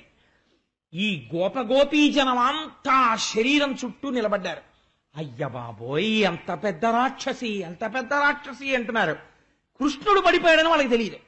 ఈ యశోదకి తెలుసు, ఆ రోహిణికి తెలుసు. అయ్యో పిల్లాడని పర్వతం ఎక్కినట్టు ఎక్కారు ఆ శరీరం మీదకి భుజాల నుంచి. ఎక్కి వెతుకుతున్నారు ఏడి పిల్లాడని.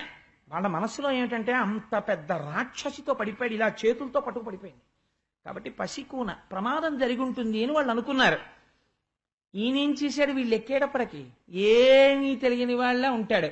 చక్కగా నవ్వుతూ, ఇదిగో ఈ వెనకాల ఉన్నాడు కదా, అలా హాయిగా ఆవిడ గుండెల మీద పడుకుని ఏమీ తెలియని వాళ్ళ కాళ్ళు 2 ఆకాశంలోకి ఎత్తి చేతులెత్తి ఓ బోసినవ్వు నవ్వుకుంటూ ఉంగా అంటున్నాడు. వీళ్ళు చూసి పాపం అనుకున్నారు, అయ్యో ఎంత అదృష్టమో పిల్లాడు బతికున్నాడమ్మా అని. నేలంకూలిన మేటి పెన్నురముపై నిర్భీతి క్రీడించు ఓ బాలారమ్మని మూపు చేర్చుకొని సంస్పర్శించి ఆరార్చుతుం గోలాంగూలము తిప్పి గోరజములం చల్లించి గోమూత్రముంజల్లి తద్వాలాంగంబుల గోమయంబలదిరా 12 నామంబులన్. ఇది భక్తి అంటే. వాళ్ళ పిల్లాడిని ఎత్తుకుని భుజం మీద పడుకోబెట్టుకుని ఎంత అదృష్టమమ్మా పిల్లాడు బతికాడు అనుకుని కిందకి దిగి, అయ్య బాబోయ్ కానీ ఇంత పెద్ద శరీరంతో ఈ రాక్షసి తిరుగుతూ కింద పడిపోతే పిల్లాడు భయపడ్డాడేమో, ఆయనకా భయం, భయనాశనః అని పేరైనకి. వీళ్ళు అనుకుంటున్నారు ఎంత పిచ్చి వాళ్ళో చూడండి. ఇది పరమభక్తి అంటే. తెలియాలా కృష్ణుడని? తెలియక్కర్లా. తెలియకపోయినా వస్తువుని ప్రేమించారు, గట్టెక్కిపోయారంతే. కాబట్టి ఇప్పుడు ఈ పిల్లాడికి రక్ష పెట్టాలనుకున్నారు. అనుకుని గబగబా ఒక ఆవు దగ్గరికి తీసుకెళ్లారు. భాగవతం చెప్పుకుంటూ గోపూజ చేసి గోవుకి ప్రదక్షిణం చెయ్యకపోతే నిష్కృతి ఉంటుందండి. ఆ ఆవులతోనే కృష్ణయ్యకి అనుబంధం. రేపు మహాశివరాత్రి నాడు పొద్దున్న 3 గోవులు దూడలతో అలా నించున్నాయి అనుకోండి, మనందరం వాటికి పూజ చేస్తున్నాం అనుకోండి, మీకు ఒక పరమ సత్యం చెప్పనా? కృష్ణయ్య వచ్చి ఇక్కడే ఉంటాడు. ఎక్కడ ఉన్నాడు? భాగవతం మొదల నుంచి ఇక్కడే ఉంటాడు. అక్కడ ఉన్నాడుగా గురువాయూరప్ప కింద వచ్చి ఇక్కడే ఈ ప్రాంగణంలో తిరుగుతుంటాడు. ఎందుకంటే ఆయనకి నందవ్రజం కనబడుతుంటుంది ఎదురుగుండా ఆవులు దోళ్ళు చూడగానే. వాటికి మనం పూజ చేయగానే పొంగిపోతాడే. అందుకే మహాశివరాత్రి నాడు గోపూజతో ప్రారంభం చేస్తున్నాం కార్యక్రమాన్ని. చక్కగా మనందరం ఆ గోవులకి ప్రదక్షిణం చేద్దాం. మనందరం నందవ్రజంలో గొల్లలం అయిపోదాం, ఏమీ తెలియని వాళ్ళలాగా. కాబట్టి వాళ్ళ ఆ పిల్లాడిని ఎత్తుకుని ఆవు దగ్గరికి తీసుకెళ్లి ఆవు తోక పిల్లాడి చుట్టూ తిప్పి ఆవు మూత్రం తీసి ఆయన మీద చల్లి, నీ శిరస్సును కేశవుడు రక్షించుగాక, కంఠమును ఏదో హృషీకేశుడు రక్షించుగాక, హృదయమును వామనుడు రక్షించుగాక, గర్భమును మాధవుడు రక్షించుగాక, ఏదో తొడలను స్వామి ముకుందుడు రక్షించుగాక. ఏ నామం పెట్టి చెప్పినా ఆయన పేరే కదండి. అడుగిటైనా కాబట్టి కేశవ, నారాయణ, గోవింద, విష్ణు, మధుసూదన, త్రివిక్రమ, వామన, హృషికేశ ఈ 12 నామాలు పెట్టి శరీరంలో ఉన్నటువంటి ప్రధానమైన అంగాలకి పేడ పూస్తూ రక్ష పెట్టారు. ఇవన్నీ ఎవరు? కేశవుడు బాహువులను రక్షించుగాక, గోవిందుడు శిరస్సును రక్షించుగాక అంటే అవన్నీ ఈ కృష్ణుడు కాకుండా ఇంకోళ్ళు ఉన్నారేంటి? ఆయనే. కానీ వాళ్ళ భక్తి అటువంటిది. కాబట్టి పేడతో 12 అంగములకు ఆయనకి రక్ష పెట్టారు. ఆయన మనసులో నవ్వుకుంటున్నట్ట, ఏమి భక్తిరా వీళ్ళది అని. ఇంతలో ఒక చిత్రమైనటువంటి గమ్మత్తు ఒకటి జరిగింది. ఈ నందవ్రజం నుంచి ఈ పూతన రావడానికి పూర్వము బయలుదేరి వసుదేవుడు మధుర వెళ్ళాడు. దేనికి అంటే కంసరాజుకి ఈయన సామంతుడు కాబట్టి కప్పం కట్టాలి ప్రతి ఏడాది. ఆ కప్పం కట్టడం కోసమని ధనాన్ని తీసుకుని వెళ్లి కంసుడికి కప్పం కట్టేసి మధురలోనే ఉన్నాడు కదా అని వసుదేవుడిని చూడ్డానికి వెళ్ళాడు. వెళ్ళి ఆ వసుదేవుడి దగ్గరికి వెళితే వసుదేవుడు అన్నాడు, ఇది మిత్రత్వం అంటే ఎంత ప్రేమ ఉంటుందో చూడండి. ఆయన ఎదురొచ్చి కౌగిలించుకుని అన్నాడు, వసుదేవా, మహానుభావా, చాలా సంతోషమయ్యా, ఇన్నాళ్లకి ఒక మంచి మాట విన్నానోయ్ నందా, నీకు కొడుకు పుట్టాడు అని విన్నాను. ఎంత ఐశ్వర్యమున్నా పిల్లలు లేని ఇల్లు అసలైన ఐశ్వర్యము లేని ఇల్లే కదా, అందుకని నువ్వు గొప్ప ఐశ్వర్యాన్ని పొందావు, నేను చాలా సంతోషిస్తున్నాను అన్నాడు. అంటే మిత్రత్వం అంటే ఎలా ఉంటుందో చూడండి. వసుదేవుడు అన్నాడు, నిజమేనయ్యా, నువ్వు చాలా గొప్ప మాట మాట్లాడావు. నేను కప్పం కట్టడానికి వచ్చి నిన్ను చూసిపోదామని వచ్చాను. నీకు పుట్టారు 6 కుమారులు. కానీ 6 దుష్టుడైన కంసుడు సంహరించాడు. నీకు దేవకికింజనించిన సుతానీకంబు దొట్టోడమున్నీ కంసుడు వధించే, మీ సుతం తుదిన్ హింసింప తప్పి తానాకాశంబునకేగ బాలయతి దైవాధీనమాపద్దశన్, శోకం వందు నెతజ్ఞు ఉరడిలు నాసూనుడు నీసూనుడే.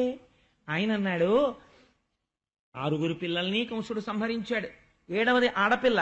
ఆడపిల్లని కూడా దుర్మార్గుడు సంహరించపోతే ఆకాశంలోకి వెళ్ళిపోయింది. కాబట్టి నువ్వేం బెంగ పెట్టుకోకోయ్ వసుదేవా, నా కొడుకు నీ కొడుకే.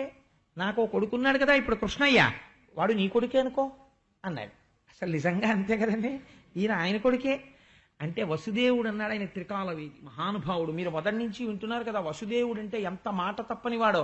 ఆ అనుష్ఠాన బలం నుంచి వస్తుంది ఆయన మాట అంటే, అది సత్యమయ్యే శక్తి. అది అన్నిసార్లు పణం పెట్టరు, కొన్నిసార్లు అనుగ్రహం కలిగితే పణం పెడతారు. అందుకని ఆయన అన్నాడు, నువ్వు కప్పం కట్టావు, నన్ను చూడ్డానికి వచ్చావు, చాలా బాగుంది అక్కడ వరకు. కానీ నందవ్రజంలో ఉత్పాతములు జరగబోతున్నాయి, నువ్వు తొందరగా బయలుదేరి నందవ్రజానికి వెళ్ళిపో అన్నాడు. ఎందుకని ఆయనకి తెలుసు, కంసుడు కృష్ణుణ్ణి పరిమార్చాలని ప్రయత్నిస్తున్నాడు. గబగబా బయలుదేరి వచ్చేస్తున్నాడు. వచ్చేస్తుంటే ఈ రాక్షసి యొక్క శరీరం పడిపోయింది. పోతన గారు అంటారు, ఇంకా చంటి పిల్లాడు, నిన్న పుట్టినవాడు ఇవాళ పూతనని సంహరించాడు, ఎంత కష్టమో అని మీరు బెంగపెట్టుకుంటున్నారేమో. విషధర రిపు గమనునికి ని విషగల సకునికి విమల్ల విషశయనునికి విషభమ భవ జనకునికి ని విషకుచను విషము కొనుట విషమే తలపన్ అన్నాడు. ఎంత చిత్రమైన పద్యం చూడండి. వృత్తానుప్రాస. విషధర రిపు గమనునికి, విష అంటే విషమును ధరించినటువంటి పాములకు శత్రువైన గరుత్మంతుణ్ణి తన వాహనంగా పెట్టుకున్నవాడికి, విషగల సకునునికి కంఠమునందు హాలాహలమును నిలుపుకున్నటువంటి మహాపురుషుడైన పరమశివుని యొక్క స్నేహితుడికి, విషభవభవ జనకునికి తామర పువ్వు, తామర పువ్వులోంచి పుట్టినవాడు బ్రహ్మ, ఆ బ్రహ్మగారికి తండ్రి అయినవాడు. విషభవభవ జనకునికి విషకుచను విషము కొనుట విషమే తల్లపన్, నీళ్లల్లో పాము మీద పడుకునే అలవాటున్నవాడికి ఒక స్త్రీ స్తన్యములోంచి వచ్చినటువంటి విషం తాగడం పెద్ద విషయమా, తాగేశాడయా. కాబట్టి ఈ నందాదులు అటువైపు నుంచి వస్తున్నారు. దారిలో అడ్డంగా పడిపోయింది శరీరం. చూశారు, వసుదేవుడు చెప్పింది యథార్థం. చూశావా మహానుభావుడు, బ్రహ్మమును తెలుసున్నవాడు యథార్థం చెప్పాడు. ఉత్పాతం వస్తోంది నందవ్రజంలో అన్నాడు. ఇక్కడ ఈ రాక్షసి పడిపోయింది అని వెంటనే గొడ్డళ్ళు తీసుకొచ్చి ఆ శరీరాన్ని ముక్కల కింద తెగనరికారు. తెగనరికి ఈ శరీరాన్నంతటినీ ఊరికి దూరంగా తీసుకెళ్లి పెద్ద కుప్ప వేసి ఎండుకట్టెలు తీసుకొచ్చి దాని చుట్టూ పేర్చి తైలం పోసి అగ్నిహోత్రాన్ని వెలిగించారు. సహజంగా ఏమనుకుంటారు, ఆవిడ రాక్షసి, కొవ్వుతో నిండిపోయి ఉంది శరీరం, కాబట్టి అది కాలిపోతున్నప్పుడు దుర్వాసన వస్తుంది అని వెనక్కి తిరిగి వెళ్ళిపోతున్నారు. పోతన గారు అన్నారు, పొగిలి పొగిలి కాలు మగువదేహము నుండి అగరు పరిమళముల పొగలు వెడలి దేహ కల్మషములు శ్రీహరిముఖమున త్రామబడుట చేసి భువరేణ్య. అగరవత్తులు కాలిపోతుంటే ఎటువంటి సువాసన వస్తుందో పూతన కాలిపోతుంటే అటువంటి సువాసన వచ్చింది. పూతన కాలిపోతే సువాసన ఎందుకు వచ్చింది అంటే, పూతన పాలు తాగేటప్పుడు పాలతో పాటు ఆవిడ శరీరంలో ఉన్న పాపాన్ని కూడా కృష్ణుడు తాగేశాడు, పుణ్యమే మిగిలిపోయింది. అందుచేతనే ఆ శరీరం కాలిపోతుంటే అగరవత్తుల వాసన వచ్చింది అన్నారు. ఇక్కడ పోతన గారు చాలా చమత్కారంతో కూడినటువంటి పద్యాలు కొన్నింటిని వేశారు. ఆయన అంటారు, హరితన మీదన్ కరములు పదములనిడి చన్ను కుడిసి కదిసిన మాత్రం హరిజనని పగిది పరగతి కరిగిన దురితములు బాసిన సురంగనయున్. ఆవిడ తల్లిలా వచ్చింది కానీ తల్లి కాదు, తల్లిలా పాలిచ్చింది కానీ తల్లిలా పిల్లాన్ని పెంచాలని ఇవ్వలేదు, చంపాలనిచ్చింది. కానీ తల్లి ఎలా ఒళ్ళో పెట్టుకుంటుందో అలా పెట్టుకుంది, తల్లి ఎలా స్తన్యం నోట్లో పెడుతుందో అలా పెట్టింది, ఎలా పిల్లవాడి తల దగ్గరికి పెట్టుకుంటుందో అలా పెట్టుకుంది. ఇలా పెట్టుకున్నంత మాత్రం చేత, కృష్ణుడి కాళ్ళు చేతులు తగిలినంత మాత్రం చేత నిజంగా శ్రీమన్నారాయణుడికి తల్లి ఉంటే ఏ లోకాలకి వెడుతుందో ఆ లోకాలకి పూతన వెళ్ళిపోయింది. ఏం ఆశ్చర్యం అండి! వెన్నుని కొకపరి విషమగు చన్నిచ్చిన బాలహంత్రి చనినట దివికిన్ హరిగని చన్నులు కుడిపెడు తరుణుల ప్రాపించు పదము తలపన్ వశమే. క్వశ్చన్ వేసి వదిలిపెట్టేశారు పోతన గారు. సంపేద్దామని పాలిచ్చినటువంటి పూతన ఊర్ధ్వలోకాలకు వెళ్ళిపోయింది. మరి ఆ పిల్లాడు నా కొడుకు అన్న ప్రేమతో పాలిచ్చినటువంటి తల్లి, ఆ ప్రశ్న మీరు బాగా అర్థం చేసుకోండి. యశోద పేరు వేయలేదు. ఎవరైనా కూడా ఇంట్లో ఒక కృష్ణమూర్తిని పెట్టుకుని మా అబ్బాయి, అమ్మో మా అబ్బాయి అండి కృష్ణయ్య అని ఇన్ని పాలు అక్కడ పెట్టారనుకోండి, అంతే ఆయన స్వీకరిస్తాడు. అమ్మ అయిపోయావు ఆ క్షణంలో నువ్వు. కాబట్టి ఎక్కడికి వెళ్ళిపోయావు నువ్వు అంటే, తరుణుల ప్రాపించు పదము తలపన్ వశమే, మోక్షం వస్తుందని పోతన గారు అనలేదు. వాళ్ళు వెళ్ళే స్థితి నేను చెప్పలేను అన్నారు. అంటే ఎంత గొప్ప స్థితికి వెళ్ళిపోతారో చూడండి అని చిత్రమైన మాట ఒకటి అన్నారు. హరిగని చన్నుల కుడిపెడు తరుణుల పాపించు పదము తలపన్ వశమే హరియారగించుటకు పాల్కురిషడి ధేనువులు ముక్తి కొసల చరించు. అక్కడ పుట్టినటువంటి గోపకాంతలు తెలిసో తెలియకో కృష్ణుడిని చూసి ముద్దుగా, మనం రైల్లో వెళ్ళిపోతుంటే మనదేమో 48వ నెంబర్ బెర్త్ కూర్చుంటాం, 12వ నెంబర్ బెర్త్లో ఒక ఆవిడ కొడుకోడు ఉన్నాడు, వాడు ముద్దులు మూట కడుతూ ఒక 5 ఏళ్ల పిల్లాడు, వాడు నోట్లో పాలతి తెట్టుకుని ఓ చల్లటి పిల్లాడు చక్కగా ఓ నిక్కర్ వేసుకుని ఓ చిన్ని షర్ట్ వేసుకుని మెరిసిపోతూ తాత తాత తాత అంటూ మీ దగ్గరికి వచ్చి మీ తొడ మీద చెయ్యేసి చిత్రంగా ఇలా మొహం వంక చూస్తూ, పిల్లల పరిశీలన చిత్రంగా ఉంటుంది. మా తాతగారు అనుకుంటాడో ఏమిటో తాత అంటూ ఇలా చూస్తున్నాడు. చూస్తుంటే మీకు అబ్బా ఎంత బాగున్నాడో పిల్లాడని దానానా అని తొడ మీద కూర్చోబెట్టుకుంటారు, బుగ్గలు నిమురుతారు. ఇదేంటి నీ పేరేంటి అంటారు, వాడికి ఇంకా చెప్పడం రాదు. వాడు అలాగే విచిత్రంగా చూస్తూ ఒకసారి ఇలా అని, ఈయన గడ్డమేమిటో ఇంత గరుగ్గా ఉందని చెయ్యి వెనక్కి తీసి అంటాడు. అంటే ఈ వేళ్ళి ఆయన ఇలా నిమురుతాడు. దీనికి మౌన భాష, ఎంత ప్రేమ ఉంది చూడండి. అందులో ఏ అనుబంధం ఉండాలి ఈ సందర్భానికి? ఏ సంబంధం లేదు, కానీ ప్రేమ. అలా నందవ్రజంలో ఉన్నటువంటి గోపకాంతలు కృష్ణుణ్ణి పిలిచి పాలు ఎందుకు ఇచ్చారు తాగమని? వాళ్ళు తల్లులు కానక్కర్లేదు. ఆ పిల్లవాణ్ణి చూడగానే తల్లి భావన కలిగినది. చిన్ని కృష్ణయ్య బొమ్మ ఇంట్లో ఉందనుకోండి, మాతృత్వం పొంగి పొరలిందనుకోండి, మా చిన్ని కిట్టయ్య పూజ చెయ్యక్కర్లేదండి, మా కిట్టయ్య మా అబ్బాయి అదిగో ఎలా నించున్నాడో చూసారా, అలాగే నించుంటాడు హాయిగాను. అలా నించోపోతే నాన్నగారు ఇప్పుడే వచ్చారు ఆఫీస్ నుంచి, నువ్వు వెళ్ళి కాసిన రస్కులు తెచ్చిపెట్టలేండి నాకు, చూడు పాపం మళ్ళీ నాన్నగారు స్కూటర్ వేసుకెళ్లారు అందనుకోండి. ఆ ఇంటి యజమాని భార్య ఏదో నిజంగా కృష్ణుడిని చూసి అలా అనుకుందనుకోండి, ఆ క్షణంలో ఆవిడ కృష్ణుడికి యశోదయ్య కూర్చుంది, ఆయనకి వినపడుతుంది. ఉత్తర జన్మలలో ఎక్కడో ఒకుళమాతగా నిలబడుతుంది ఆవిడ. ఇది పోతన గారు సిద్ధాంతీకరిస్తున్నారు. అందుకే భాగవతం 10వ స్కంధం మనస్సుకు ఆలంబనం ఇస్తుంది కృష్ణుడు అనడానికి కారణం. అందుకు చేశాడు ఆయన లీల, చేతకాని వాడై చేయలేదు. కాబట్టి ఇప్పుడు ఏమైంది, ఆడవాళ్ళు మాతృత్వం ఉంటుంది కాబట్టి వాళ్ళు పాలిస్తే వాళ్ళ స్థితికి వెళ్ళిపోతారు, నేను కాదన్నా. హరిగని చన్నులు కుడిపెడు తరుణుల ప్రాపించు పదము తలపన్వశమే హరియారగించుటకు పాల్కురిషడి ధేనువులు. ఆవులు వాటికి మనస్సు లేదంటే అవి మనుష్యులు కావు, అవి స్త్రీలు కావు. అటువంటి ఆవు కృష్ణుడు పుట్టగానే పొంగిపోయి షేరు పాలిచ్చే ఆవు 2 షేర్ల పాలిచ్చింది. ఆవుకి మోక్షమే, గోపకాంతలకి మోక్షమే, కన్నతల్లికి మోక్షమే, చంపుదామని వచ్చిన పూతనకి మోక్షమే. నేను ఒప్పుకోనన్నారు పోతన గారు. ఒప్పుకోపోతే పోనీ మీరు చెప్పండి మోక్షం కన్నా పైనే ఉందో అంటే పోతన గారు అన్నారు, ముక్తి కొసల చెరించున్. వీళ్ళందరూ మోక్షం పొందితే మోక్షానికన్నా చివరి ఇంకేమైనా ఉందేమో నాకు తెలియదు కాబట్టి మోక్షం చివర్ల ఈ ఆవులు తిరుగుతూ ఉంటాయి. అంటే ఆ ఆవులు అన్నిటికన్నా అధికమైనటువంటి స్థితిని పొంది ఉన్నవి కృష్ణుణ్ణి సేవించుకుని. అవే మనని అనుగ్రహించడానికి ఆ అంశ ప్రవేశించి మహాశివరాత్రి నాడు వచ్చి వేదిక మీద దర్శనం ఇవ్వబోతున్నాయి. ఖచ్చితంగా కృష్ణుడు పంపబోతున్నాడు. వస్తాయి, ఆవులే వస్తాయి, ఆ అంశతో వస్తాయి. నాకు ఇక్కడ విశ్వాసం ఉంది. వాటి ప్రదక్షిణం కృష్ణ పరమాత్మకి పాలిచ్చిన ఆవులే ఆ ఆవులు.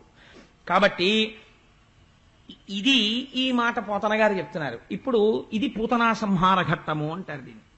అయితే నేను అంటాను, పూతనా సంహార ఘట్టమును మీరు విన్నారు, దీనికి తాత్వికమైనటువంటి పరిశీలనము ఏమైనా ఉంటుందా అంటే పరమ యథార్థమైన పరిశీలనం ఒకటి ఉంటుంది. మీకు భాగవతం దశమస్కంధం ఉపనిషత్తు జ్ఞానం పైన కథ ఒకటే నాకు అర్థమైందండి, నాకు తత్వం అర్థం అవ్వట్లేదు, ఏమీ బెంగలేదు.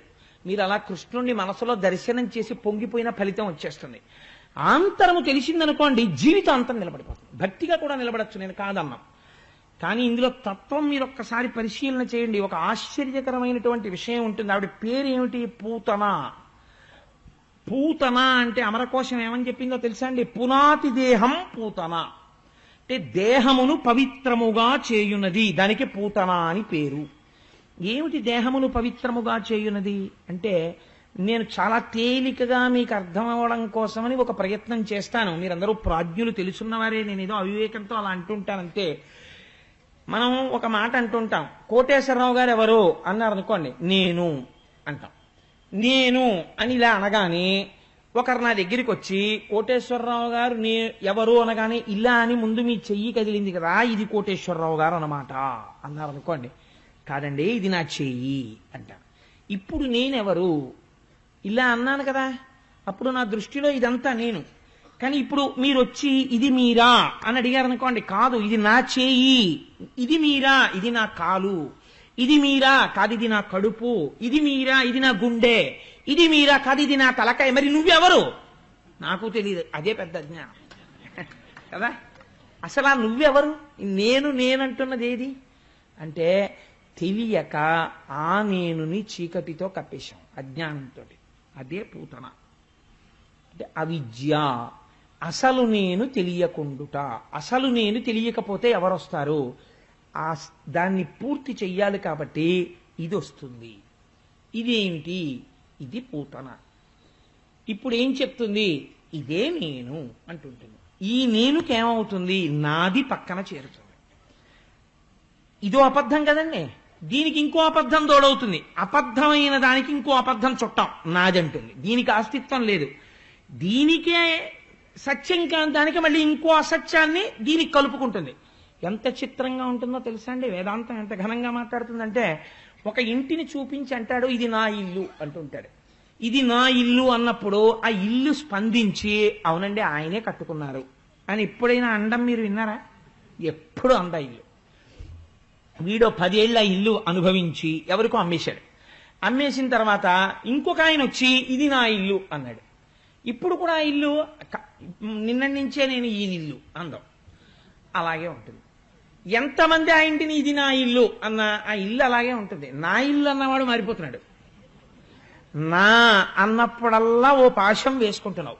నా స్కూటరు ఓ పాశం, మా అబ్బాయి ఓ పాశం, మా ఆవిడ ఇంకో పాశం, మా అమ్మాయి ఇంకో పాశం, మా అల్లుడు ఇంకో పాశం. ఎన్ని వేసుకుంటే అంత పెద్ద పశువు అవుతున్నాడు. పశువుకి ఏముంటుంది? అజ్ఞానం ఉంటుంది, అవిద్య ఉంటుంది. ఈ నేను నాది ఈ రెండే దానికి ఉండే 2 స్థానాలు. ఇప్పుడు ఇందులోంచి ఏమిస్తుంది? విషయములను ఇస్తుంది. విషయమే విషము. విషయములు అనగా ఏమి? దేహం ఇప్పుడు ఏం కోరుతుందండి? సుఖాన్నే కోరుతుంది. ఏమంటే ఒక్క పోతగా ఉంది, ఆ ఫ్యాన్ అడి తిరిగిపోతుంటుంది, ఇటు తిప్పితే బాగుండండి అనిపిస్తుంది. ఎందుకని? ఇది సుఖంగా ఉంటుంది అంటే నేను నిజంగా ఇప్పుడు చెప్పానని కాదు, ఉదాహరణకి చెప్పానంతే. కానీ దానికి కృతజ్ఞతాభావం ఎక్కువ. చెప్తున్న వాడికి ఎందుకు పాప, అది రికార్డ్ చేసే వాళ్ళకి తగలాలనుకుంటుంది, దాని అనుబంధం వేరు. అందుకని అది ఎప్పుడూ అటే సేవిస్తూ ఉంటుంది, నన్ను సేవించదు అది, అది వేరే విషయం అనుకోండి. అందుచేత శరీరము సుఖమును వాంఛిస్తుంది, ఈ సుఖం కోసం మరుగుతుంది. నాకు ఇలా ఉండాలి, ఇలా ఉండాలి, ఇలా ఉండాలి అంటుంటుంది. కానీ అది చాలా తీయగా ఉంటుంది. కానీ అది విషము చంపడానికి పనికొస్తుంది. ఎప్పటికీ స్వస్వరూపం తెలియదు. తెలియకుండా ఈ అబద్ధంలోనే చచ్చిపోతాడు. మరి ఈ అబద్ధంలో చనిపోకుండా దీన్ని ఏమైనా చెయ్యగలమా? మరి అలాంటప్పుడు ఇంకా ఇది ఎందుకు వచ్చినట్టు? అసలు ఇది ఎందుకు, దీంతో ఉన్న ఈ అనుబంధాలు ఎందుకు, మరి ఈ కొడుకు ఎందుకు, ఈ కూతురు ఎందుకు, ఈ భార్య ఎందుకు పెట్టినట్టు ఈశ్వరుడు అంటే ఒక్కటే అర్థం చేసుకో. ఏమిటది అంటే, దీంట్లో వెనకటికి నేను ఒక చిత్రమైనటువంటి విషయం విన్నాను. నేను ఒకసారి డాక్టర్ గారి దగ్గరికి వెళ్ళాను పెద్దాపురంలో. వెడితే ఒక అతను, డాక్టర్ గారు ముందు నన్ను పంపించండి, నా తల తిరిగిపోతోందని ఇలా పట్టుకుని కిందడిపోతూ మీదడిపోతూ తీసుకొచ్చారు. తీసుకొస్తే బాబాయ్ ఆయన్ని తీసుకెళ్ళండి, అలా పడిపోతున్నాడు అంటే తీసుకెళ్లేటప్పటికి నేను అక్కడ చూపించుకోవడానికి ఆయన ముందు కూర్చుని ఉన్నాను డాక్టర్ గారి దగ్గర. ఈ తీసుకొచ్చిన ఆయన్ని చూడగానే డాక్టర్ గారికి అభాగం లేచిపోయి, ప్రయారిటీ ఉంటుంది కదా మరి ముందు, గబగబా వెళ్ళి అదే పొద్దున్నే కదా వచ్చావు, మళ్ళీ గంటలు వచ్చావు, ఏమైందన్నాడు. అంటే వాడు తల తిరిగిపోయి పడిపోతున్నవాడు అన్నాడు, డాక్టర్ గారు మీరు దగ్గుమంది ఇచ్చి 3 పూట్ల 2 చెంచాలు వేసుకో, ఓ 3 రోజుల్లో తగ్గిపోతుంది అన్నారు కదా. 3 పూట్ల 2 చెంచాలు వేసుకుంటే 3 రెళ్ళు 6, 3 రోజులు 3 6లు 12 చెంచాలు 3 రోజుల తర్వాత తగ్గించుకోవడం ఎందుకు, 12 చెంచాలు ఇప్పుడు తాగేస్తే 10 నిమిషాల్లో తగ్గిపోతుంది కదా అని 12 చెంచాలు ఇప్పుడే పుచ్చుకున్నాను, తల తిరుగుతోందండి అన్నాడు. 3 రోజులు 3 పూట్ల పుచ్చుకుంటే మిల్లిగా వ్యాధి తగ్గుతుంది, కానీ ఒక్కసారి 12 చెంచాలు ఇచ్చుకుంటే దగ్గు తగ్గదు, తల తిరుగుతుంది.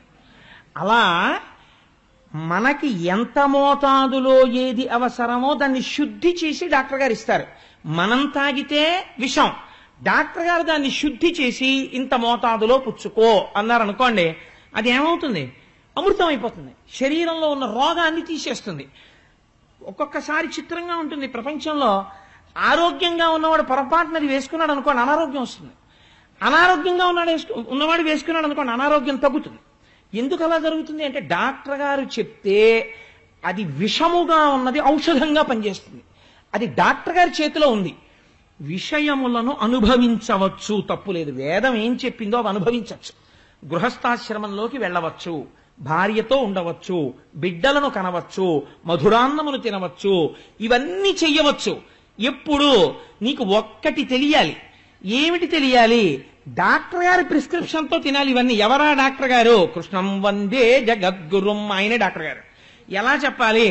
ఏది తిన్నా, కృష్ణ నాకు ఓ మంచి పంచి ఇచ్చావు అనుకుని కట్టుకో, కృష్ణ నాకు ఓ మంచి లాల్చీ ఇచ్చావు అనుకుని వేసుకో, కృష్ణ నువ్వు నాకు భాగవతం చెప్పుకునే అదృష్టం ఇచ్చావు అనుకుని చెప్పుకో, కృష్ణ నాకు కొడుకుని కూతుర్ని ఇచ్చావు అనుకుని నీ కొడుకుని కూతుర్ని ప్రేమించు, కృష్ణ నాకు అనువర్తించి నాతో సమానంగా నన్ను ధర్మపదంలో నడిపించే భార్యనిచ్చావు అనుకుని హాయిగా భార్యతో ఉండు, కృష్ణ నాకు ఇవాళ మధురాన్నం ఇచ్చావు అనుకుని తిను. ఇవి విషయములు కావు, నీ పట్ల అమృతములైపోతాయి. ఎందుకని? అక్కడ శుద్ధి జరుగుతోంది లోపల. శుద్ధి లేకుండా తిన్నావు, విషమైపోతుంది. ఇప్పుడు తెలిసో తెలియకో ఎవరికిచ్చింది? కృష్ణుడికిచ్చింది, విషమామృతం అయిపోయిందంతే. నీవు కూడా అన్ని ఈశ్వరుడికి చెప్పి తింటాం అలవాటైతే అది అమృతం అవుతుంది. చేతకాని వాళ్ళు ఒక మాట అడుగుతూ ఉంటారు, ఎందుకండి నైవేద్యాలు ఇవన్నీ, ఈశ్వరుడు తిన్నాడా? ఆ పేరు చెప్పుకుని వీళ్ళు తినడానికి అంటారు. ఆ పేరు చెప్పుకుని వీళ్ళు తినడానికి కాదు, ఇలా వెర్రి మాటలాడేవాడి మనస్సు మారడానికి ప్రసాదంగా ఇస్తారు. అది తింటూ ఉంటే వీడి మనస్సుకు పట్టిన కిలిం వదులుతుంది. ఇత్తడి పళ్ళానికి కిలుం పట్టేస్తే ఒక్కసారి చింతపండు అట్టుకెళ్ళి ఇలా తగిలిస్తే విరిగిపోదు, పట్టి బాగా తోమాలి. రోజు ఇంతంత ప్రసాదం వాడికి పెడుతూ ఉంటే వదిలిపెట్టేసిన మహాత్ముల యొక్క అనుగ్రహంతో నడిచిన దేవాలయంలో ప్రసాదం వాడికి పెట్టగా పెట్టగా ఆ కిలు వదిలి వాడు కూడా మెరుస్తాడు. అందుకని ప్రసాదం పుచ్చుకోవాలి, ఈశ్వరుడి చుట్టూ ప్రదక్షిణం చెయ్యాలి. ఆ కింద ఉన్న చక్రము యొక్క అనుగ్రహం అన్ని వేపుల్ని వచ్చి మీద పడుతుంది, పడితే అవిద్య తొలగుతుంది. కాబట్టి ఇప్పుడు పూతనా సంహారం ఏమి? విషయం అనుభవించవచ్చు, కానీ చంపడానికి పాలిచ్చిన అమృతమైనది. అలా మీరు ఏదనుభవించినా ఈశ్వరుడికి నివేదన చేసి తీసుకుంటే ఏది అన్నీ తీసేసుకోవచ్చు కదండి అని చెప్పి ప్రతిదీ ఈశ్వరుడికి నైవేద్యం పెట్టేశానని తాగేస్తే కుదరదు. వేదము ఏది తీసుకోమందో అది మాత్రమే ఈశ్వరుడికి నివేదన చేసి తీసుకుంటే అది మీ పట్ల అమృతముగా మారి మిమ్మల్ని నిలబెట్టగలదు. మనస్సుని దేహముని కూడా శౌచపరచగలదు, ఈశ్వరుడి వైపుకి తిప్పగలదు. ఈ రహస్యాన్ని ఆవిష్కరించడమే పూతనా సంహారమునందు ఉన్న పెద్ద ప్రయత్నం. అందుకే పూతన ఎలా వచ్చింది? అందమైన దానిగా వచ్చింది. ప్రపంచంలో అన్నిటికన్నా అందం ఎక్కడుంది చెప్పండి? తనయందే. ప్రపంచంలో ఎవడైనా నా అంత అందవికారమైన వాడు ఎవ్వడూ లేడు అనుకున్నాడు అనుకోండి, అసలు వాడి ఉత్తర క్షణం జీవించలేడు. ఎంత అందవికారంగా ఉన్నవాడు కూడా అద్దం పెట్టుకుని ఇలా చూసుకుని ఇలా చూసుకుని ఇలా చూసుకుని ఇలా చూసుకుని అబ్బా ఎంత బాగున్నాను అనుకుని కోతికి అద్దం దొరికినట్టు ఇలా ఇలా చూసుకుని పొంగిపోతుంటాడు. ఎవడి రూపం వాడికి అంత సంతోషం. అందుకని పైకి అందంగా ఉన్నట్టుంటుంది ఈ ప్రకృతి వికారమైనటువంటి శరీరము. కానీ దీని యందే ఉండిపోతే అసత్యమైన నేను యందు మీరు ఉండిపోయారనుకోండి, అది అమృతత్వానికి ఇవ్వదు. అసత్యమైన నేను సత్యమును తెలుసుకోవడానికి ప్రసాద బుద్ధితో భక్తి వైపుకి వెళ్ళిందనుకోండి, ఈ భక్తి ఒకనాడు జ్ఞానం అవుతుంది.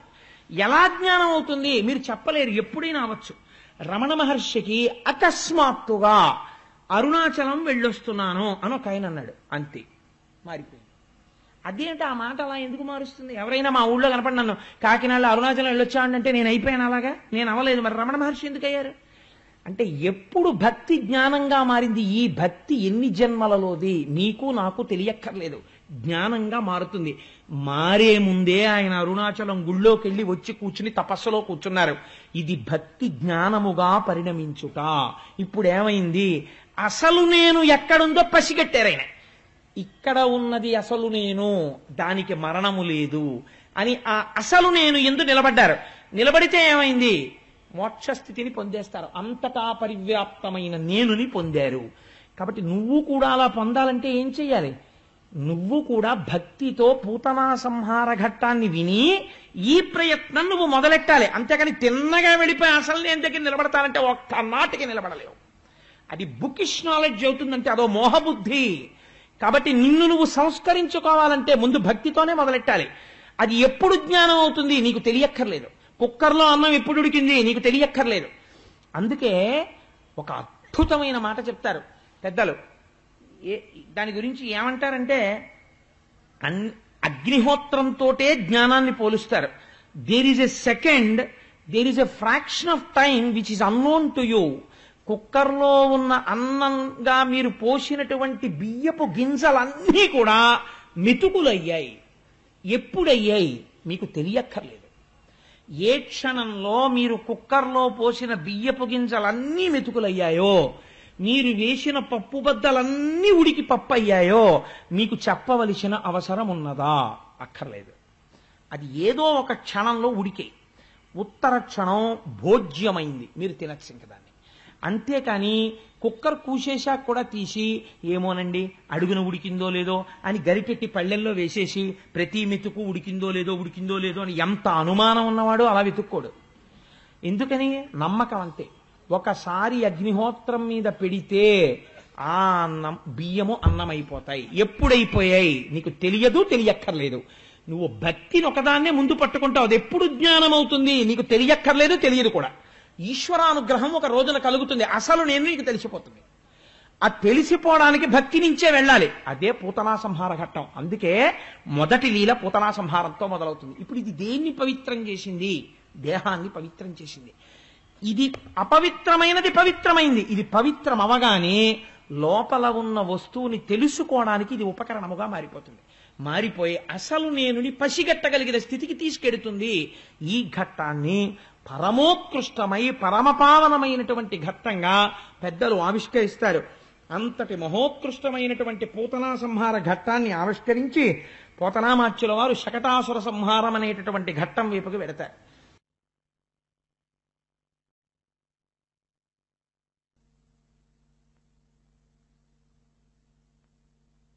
అది ఎంత చిత్రంగా ఉంటుందో చూడండి. ఆ ఘట్టం అది చూడ్డానికి చాలా చిన్న ఘట్టం, చాలా చిన్న లీల. ఆయన పుట్టగానే చేసినటువంటి లీలలు ఏవి ఉన్నాయో కృష్ణ లీలలన్నీ కూడా మనని జీవితంలో ఇలా చెయ్యిచ్చి పైకెక్కించేసేటటువంటి లీలలు. బాగా జ్ఞాపకం పెట్టుకోండి, జీవితంలో వేదాంతము వేదాంతముగా ఎప్పుడూ లోపల నిలబడదు. విన్నా కూడా పక్కన ఒక ఆలంబన ఉండాలి. మీరు అన్నాన్ని అన్నంగా తినలేరు, పక్కన కూరో పచ్చడో పులుసో ఉండాలి. అలాగే మీకు ఎప్పుడూ కథగా ఉండాలి. అటువంటి కథ లేకపోతే ఈశ్వరుడు లీల చేస్తాడు. నేను ఏదో చేశాననుకోండి, ఇది కోటేశ్వర లీల అని ఎవడు పిలవడు, నా కర్మ అది జరిగింది అంటారు. అదే కృష్ణుడు చేశాడనుకోండి లీల అంటారు. ఎందుకని అంటే ఆయన కర్మతో చేసినది కాదు, లోకమునకు ఏదో పాఠం ఉన్నది. పాఠం నాకు అర్థం కాలేదు, ఏం బెంగలేదు, నీకు కథగా అర్థమైన చాలు. మనస్సునది పట్టుకుంది, అది పట్టుకున్న వస్తువు పరమ పవిత్రమైన వస్తువు. అది ఒకనాడు నిన్ను ఉద్ధరిస్తుంది. అది ఎలా ఉద్ధరిస్తుందో నీకు చెప్పి ఉద్ధరించక్కర్లేదు, ఉద్ధరించేస్తుంది. కాబట్టి ఈ లీలల వెనకాతల అంత పవిత్రత, అంత గొప్పతనం, అంత ఔచిత్యము వీని యందున్నది. ఒకనాడు కృష్ణ పరమాత్మ బోర్లా పడ్డారు. నేను పరమాత్మ అన్న శబ్దాన్ని భక్తి చేత వాడుతున్నాను, కానీ అప్పటికి ఆయన పసిపిల్లవాడు. కేవలం పిల్లల్ని మొట్టమొదట్లో పడుకోబెడితే ఎటు పడుకున్నవాడు అటే ఆ కాళ్ళు చేతులు ఆకాశం వంక చూసి ఇలా ఇలా తిప్పుతూ ఆడుతూ నోరు తెరిచి ఊ అండం తప్ప ఇంకేం తెలియదు. మొదట చేసేది ఏది అంటే బోర్లా పడతారు. బోర్లా పడితే ఇంట్లో అదో పెద్ద ఉత్సవం. ఇంట్లో ఉన్న వాళ్ళు పెద్ద కేకేస్తారు, ఏమండో పిల్లాడు బోర్లా పడ్డాడంటారు.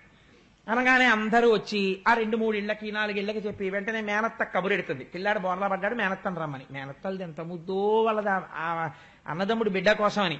వాళ్ళు పరిగెత్తుకొస్తారు. వెంటనే జింహచాపల్ని ఏదో వంకెట్టుకోవాలి కదా, అందుకని బోర్లా పడ్డాడు బొబ్బట్లో ఏదో అంటారు అని ఉడుగు తినేస్తారు. వీళ్ళు ఉడుగు తినేస్తారు. పాపం వాడికి ఏముంటుంది, పాపం కొంత తప్పే ఉందనుకోండి, వాళ్ళ పిల్లాడు సంతోషం వండుకు తిన్నారు కాదని మనం ఎందుకు అనాలి మధ్యలో. అందుకని బోర్లా పడ్డాడని బొబ్బట్లో ఏవో వండుకుంటారు. కానీ యశోద అలా చేయలేదు, బొబ్బట్లు వండుకోలేదు. ఆవిడేం చేసిందంటే కృష్ణుడు బోర్లా పడ్డాడు కాబట్టి నేను ముత్తైదవులను పిలిచి వాళ్ళకి పసుపు కుంకాలు ఇస్తాను, వాళ్ళకి చీరలు పెడతాను, రవికెల గుడ్డలు పెడతాను, బ్రాహ్మణుల్ని పిలిచి గోదానం చేస్తాను, ఈశ్వరుడికి అభిషేకం చేస్తానంది. అన్నీ కూడా దైవం వైపుకి చూస్తోంది యశోద. అందుకే యశస్సుని ఇచ్చునది. కీర్తి ఎటువైపు నుంచి వస్తుందో జీవితం ఎటు నడవాలో యశోద వైపు నుంచి తెలుస్తుంది. మీరు యశోదని చూస్తున్నారనుకోండి, మీరు ఏం చేయాలో మీకు తెలిసిపోతుంది. పిల్లాడు బోర్లా పడ్డాడు, నువ్వు బొబ్బట్లు తింటాం కాదు, ఈ శివాలయానికి వెళ్ళి ఓ అభిషేకం చేయించు, ఓ రామాలయానికో కృష్ణాలయానికో వెళ్ళి ఇంత తులసి పూజ చేయించు, నీ మనవడు బోర్లా పడేటటువంటి అదృష్టం నీకు ఈశ్వరుడు సమకూర్చినాడు. ఒక మంగళప్రదమైన కార్యం నడుస్తోంది, పిల్లవుడు వృద్ధిలోకి వస్తున్నాడు, అది ఈశ్వరానుగ్రహంగా చూడు. అందుకని యశోద వైపు నుంచి చూడాలి. కాబట్టి ఆవిడ ఏం చేసింది, అభిషేకాదులు చేస్తోంది. ఓ ఇంటి నిండా బ్రాహ్మణులు వచ్చారు, పూజలు జరుగుతున్నాయి, నందుడు మంచి సంతోషంగా ఉన్నాడు, ఇంటికి అందరూ వచ్చారు, వాళ్ళతో మాట్లాడుతున్నాడు. అబ్బో మీ పిల్లాడేమిటో పూతన మీద పడిపోయాట, బతికేట అని ఓ కథలుగా చెప్పుకుంటున్నారు. ఇప్పటి నుంచి ఆయన్ని మాత్రం తీసుకెళ్ళి, వాళ్ళది ఏముందండి, చక్కగా వాళ్ళ ఐశ్వర్యం అంతా పశువులు పాడి. అందుకని ఆ ఇంట్లో బీరువాలు లాకర్లు ఇలాంటివి ఉండవు. వాళ్ళ ఐశ్వర్యం అంతా ఏంటంటే పాలకొండలు, పెరుగుకుండలు, నీతి కుండలు. అందుకని ఓ బండి ఇంట్లో పెట్టేశారు. పెట్టేసి ఆ బండి నిండా ఇవన్నీ పెట్టేశారు, అరటి పళ్ళ గెలలు, ఆ పాలకుండలు, పెరుగుకుండలు, నీతి కుండలు ఇవన్నీ దానికి పెట్టేశారు. ఆ బండికి కూడా ఓ తోరణం కట్టేశారు. అక్కడే ఓ మంచం వేశారు, ఆ మంచం మీద ఓ పరుపు వేశారు, ఆ పరుపు మీద కృష్ణుడిని పడుకోబెట్టారు. పడుకోబెట్టి ఉత్సవం అంతా ఎవరి కోసం, ఈయన బోర్లా పడ్డాడు కాబట్టి ఉత్సవంలో పడి ఈయన్ని మర్చిపోయారు. ఈయనేం చేశాడు, ఈయనకి ఆకలేసి, ఆయనకి ఆకలేస్తుందండి, వేసింది. ఎందుకు వేసింది, ఇది మీరు బాగా గుర్తుపెట్టుకోవాలి.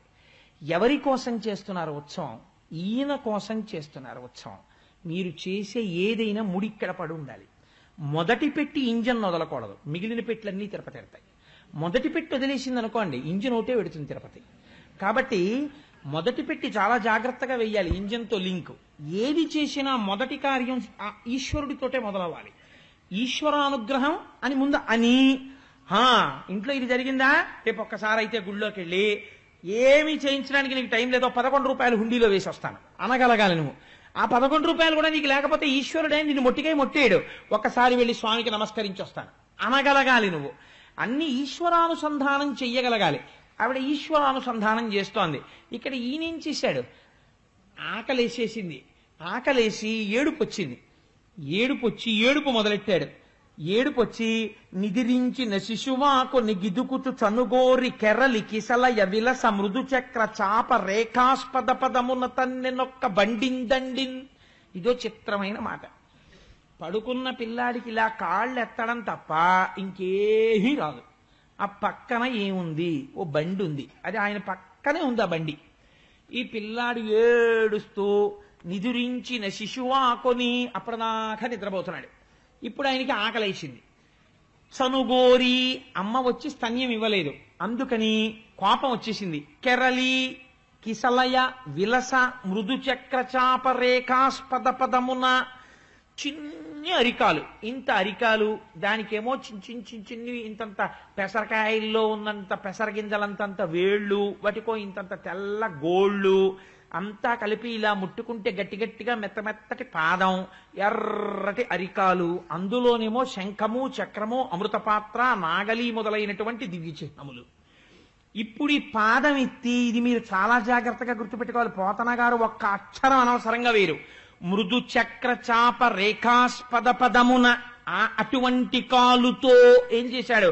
తన్నెనొక్క బండిందన్నాడు. ఇప్పుడు ఈయన బండిందంటే ఎలా తన్నాడంటే గభాలను తనడానికి ఆయన ఏం పెద్ద ఒంట్లో ఓపిక ఉన్నవాడు గాడప్పటికి. పసిపిల్లాడు ఆడుకుంటూ కాళ్ళెత్తడం పిల్లలకు అలవాటు కదా, ఓ కాళ్ళెత్తి ఏడుస్తుంటారా, కాళ్ళెత్తడంలో కాలు వెళ్ళి ఇలా బండి తేలింది. తగలగానే బండి ఏమైందిట? శకటము హరిదన్ని నది విప్రకటంబై ఎగసి ఎరుసు భురమున గండ్లున్ వికటంబుగ నేలంబడె అకటాయని గోప బృందమ ఆశ్చర్యపడెన్. ఈయన కాలు తగలగానే ఆ బండి ఆకాశంలోకి ఎగిరిపోయి దాని చక్రాలు ఇరుసు అన్ని ధ్వంసమైపోయి అక్కడి నుంచి కింద పడిపోయింది. ఆ బండి తుత్తునియలైపోయింది. అయిపోగానే ఆశ్చర్యపోయి అక్కడ ఉన్నటువంటి ఈ గోపకాంతలు యశోద నందుడు పరుగున అక్కడికి వచ్చారు. ఫంక్షన్ జరుగుతున్నప్పుడు పెద్దవాళ్ళందరూ అక్కడ ఉంటారు, పిల్లలందరూ ఆ చోట గుమిగూడి ఆడుకోవడం మొదలెడతారు. ఈ కృష్ణుడి దగ్గర ఆడుకుంటున్నారు ఈ పిల్లలందరూ. వాళ్ళని అడిగారు వచ్చి, ఏమైందిరా బండి ఎందుకు ఎగిరింది అని అడిగారు. అడిగితే వాళ్ళన్నారు, నిదురించిన శిశువాకుని ఏడ్చిన కాలెత్తి తాకిన ఈ శకటం ఎగిరెను కాని ఏ మూలమున బండియగయదని తద్బాలుని కడ నాడు చుండి పలికిరి శిశువుల్. వాళ్ళకి అబద్ధాలు ఆడడం రాదు పిల్లలు వాళ్ళు. అందుకని నాన్నగారు ఇంట్లో ఉండేవిరే, కాలింగ్ బెల్ మోగుతాను నేను లేనని చెప్పేయంటే వాడికి ఓ వెళ్ళి తలుపు తీసి నాన్నగారు లేరని చెప్పేమన్నారంటే నేసేస్తారు తలుపు. అలా వాళ్ళకి అబద్ధం చెప్పడం రాదు వాళ్ళకి. అందుకని వాళ్ళు ఏం చేశారు, అవును మేము ఇక్కడే ఉన్నాం, ఇక్కడ ఆడుకున్నాం, మేము చూసాం, ఆయనేమో లేచాడు ఏడిచాడు ఆ పిల్లాడు, ఆ పాలు కావాలని, ఆ ఏడుస్తున్నాడు, వచ్చి చెప్దాం యశోద కనుకున్నాం, ఇంతలోకే పంటలు వేసుకుంటున్నాం కదా అని చూసాం, కాలు ఇలా కనిపడి కాలు తగిలి బండి ఎగిరిపోయింది అన్నారు. అంటే వీళ్ళు అన్నారు చూసి, ఏమిట్రా వీళ్ళు మాట్లాడే మాటలు, బాలుండెక్కడ బండి ఎక్కడ, అబోభాగంబుపై ఏర్పడన్ కాలంతన్నుట ఎక్కడాటపడుచుల్ కల్లాడిరి జడ్డుంబల్ కేలోకంబుననైన చెప్పబడునే ఏ చందమోగాక ఎంచాలాపించుతు వ్రేలు వ్రేతలు ప్రభూతాశ్చర్యలై అరందరన్. ఎంత వాళ్ళన్నారంటే, బాలుండెక్కడ బండి ఎక్కడ, పిల్లాడు చూస్తే ఇంతున్నాడా, బండి చూస్తే అంతుందా, బండిని కాలుతో ఇలా అన్నాడా, బండి ఎగిరిపోయిందా, ఏమిటోనండి కృష్ణలీల అన్ని అబద్ధాలు, ఏడా అర్థం ఉందా ఏమిటో, ఆయన చెప్పడం ఏమిటి, వీళ్ళు వినడం ఏమిటండి, అంటే పిల్లట ఇలా అన్నట్ట బండి ఎగిరిపోయిందిట అని మనం అనక్కర్లేదు, వాళ్ళే అన్నారు. బాలుండెక్కడ బండి ఎక్కడ, అభోభాగంబుపై ఏర్పడను కాలం తన్నుట ఎక్కడ, ఆకాశానికి ఎగిరిపోయేటట్టు పిల్లడు దండేశాడా బండిని. ఈ జడ్డుంబల్కే లోకంబుననైన చెప్పబడునే ఏ చందమోగాక ఎంచాలాపించుతు వ్రేలు వ్రేతలు. ఏమిటి జడ్డి మాటలు, పిల్లలు ఇలాగే మాట్లాడతారు, వాళ్ళకి తెలియదు, ఏదో చెప్పేశారంతే అనుకున్నారు, కానీ వాళ్ళు చెప్పింది సత్యం అని యశోదకి తెలుసున్నది ఒక్కటే. ఆవిడ ఏం చేసిందంటే గబగబా పిల్లాన్ని తీసుకుని, అయ్యో నాన్న అసలు నువ్వు బోర్లా పడ్డావని ఇంత ఉత్సవం చేశానా, ఆకలేసిందా నాన్న, నేను చచ్చిపోయాను రామ్మా అంటారంతే ఆడవాళ్ళు. ఎంత బెంగో పిల్లాడికి ఆకలేస్తే, మర్చిపోయాను నాన్న, గుక్క పెట్టి ఏడ్చావా, నీ కాలు ఎంత నిప్పెట్టేసిందో అని గబగబా, అలిసితివి కదన్నా యా కొంటివి కదన్నా మంచి అన్న ఏడ్పు మానువన్నా చన్ను కుడువుమన్నా సంతసపడుమన్నా అనుచు చన్ను కుడిపే అర్భకునకు. వాళ్ళకి ముద్దొచ్చేసింది అనుకోండి, 1కి 10 మాటలు నా బుజ్జి కదూ, నా కన్న కదూ, నా నాన్న కదూ అంటారు. పోతన గారు అలాగే వేశారు ఆ పద్యం. అలసితివి కదన్నా, యా కొంటివి కదన్నా, మంచి అన్న ఏడ్పు మానుమన్నా, చన్ను కుడువు మన్నా, సంతసపడుమన్నా, అనుచు చన్ను కుడిపి అర్భకునకు. ఎంత దర్శనం చేశాడో, ఆ ఘంటం ఎలా వెళ్ళిపోయిందో మహానుభావుడిది. ధన్యుడైపోయాడు పోతన గారు. ఆ పద్యాలు చెప్పుకొని మనం ధన్యులం అయిపోతున్నాం. నాన్న అలిసిపోయావా, బండికి తగిలిందా నీ కాలేం నెప్పట్లేదు కదా, ఏడుస్తున్నావా, నేను అక్కడ ఉండిపోయానా, నాన్న పాలు తాగు నాన్న, నా తప్పు అయిపోయిందే నాన్న, ఇంకెప్పుడు నీకు పాలు ఇవ్వకుండా ఎక్కడికి వెళ్ళనే అని ఆ పిల్లాడికి ఎందుకండి అంత ఎక్స్ప్లెనేషన్ అంటే అది అమ్మ హృదయం. ఆ మాతృత్వానికి ఉన్న గొప్పతనం అది. అందుకే స్త్రీ జన్మకి ఏది సార్థకత, ఆ మాతృత్వమునందు ఆ దేవతాంశ ప్రవేశించినది, పరాభట్టారికా రూపమై నిలబడినది. అందుకనంత గొప్పతనం వచ్చింది స్త్రీకి అని. ఆ పాలు పడితే పరమాత్మ అంతటి వాడు యశోద పాలు తాగేశాడు. ఆ మాటలకి పాలు తాగేసి ఆవిడ ఒళ్ళో పడుకున్నాడు. ఇది చాలా చిన్న లీల. ఇంత చిన్న లీల చాలా తక్కువగా ఉంటుంది, కానీ ఈ లీల వెంటనే 2వ లీల కింద చేశాడు పరమాత్మ. ఎందుకు చేశాడు మీరు గమనించారనుకోండి, చాలా ఆశ్చర్యంగా ఉంటుంది. మనకి ఈ శరీరమును ఈశ్వరుడు ఇచ్చాడు. మీకు కపిల గీత చెప్పినప్పుడు నేను ఒక మాట చెప్పాను, నిన్నటి రోజు కూడా నేను ఒక మాట చెప్పాను. ఆకు పురుగు ఆకు మించి ఇంకొక ఆకు మీదికి వెళ్ళేటప్పుడు ఉపాధిని తన శరీరాన్ని కదిపినట్టు లోపల ఉన్న జీవుడు వేరొక శరీరములోకి ప్రవేశిస్తాడు అని. ఈ శరీరము మనం నిర్మించుకున్నది కాదు, మన తల్లిదండ్రులు నిర్మించినది కాదు. ఇది ఆశ్చర్యం. అసలు అన్ని నావి నావి నావి అంటాడు. అసలు నావి నేను అని చూపించిన ఇందులో ఏ ఒక్కటి తనది కాదు.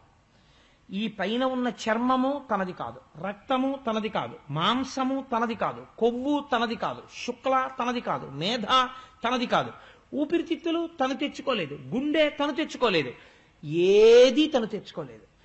ఏది తను తేకపోయినా ఈశ్వరుడు దీన్ని నిర్మాణం చేశాడు. ఈశ్వరుడు దీన్ని ఇంత గొప్ప నిర్మాణం చేసి ఈ దేహాన్ని ఇస్తే, ఈ దేహము దేని కొరకు వచ్చినది? ఇది శకటము. శకటం అంటే బండి. మనం మంచి మోడల్ కారు కావాలని ఈ పెయింట్ ఉండాలి, ఆ పెయింట్ ఉండాలని ఒక కారు కొనుక్కుంటాం. ఆ కారు ప్రయోజనం ఏమిటండి? ఆ కారు కొనుక్కుని ఈ కారు ఇలా మా ఇంట్లో ఉంటే చాలు అని ఎవరైనా అని కారు కొనుక్కోగానే టైర్లు కోసేసి ఇది ఇలా మా ఇంట్లో ఎక్కడికి వెళ్లకుండా ఇలా ఉండాలండి అని ఎవడైనా అంటాడా? ఏ మూర్ఖుడైనా. ఆ కారు ఎక్కడికి కావాలంటే అక్కడికి తీసుకెళ్ళాలి అంటాడు.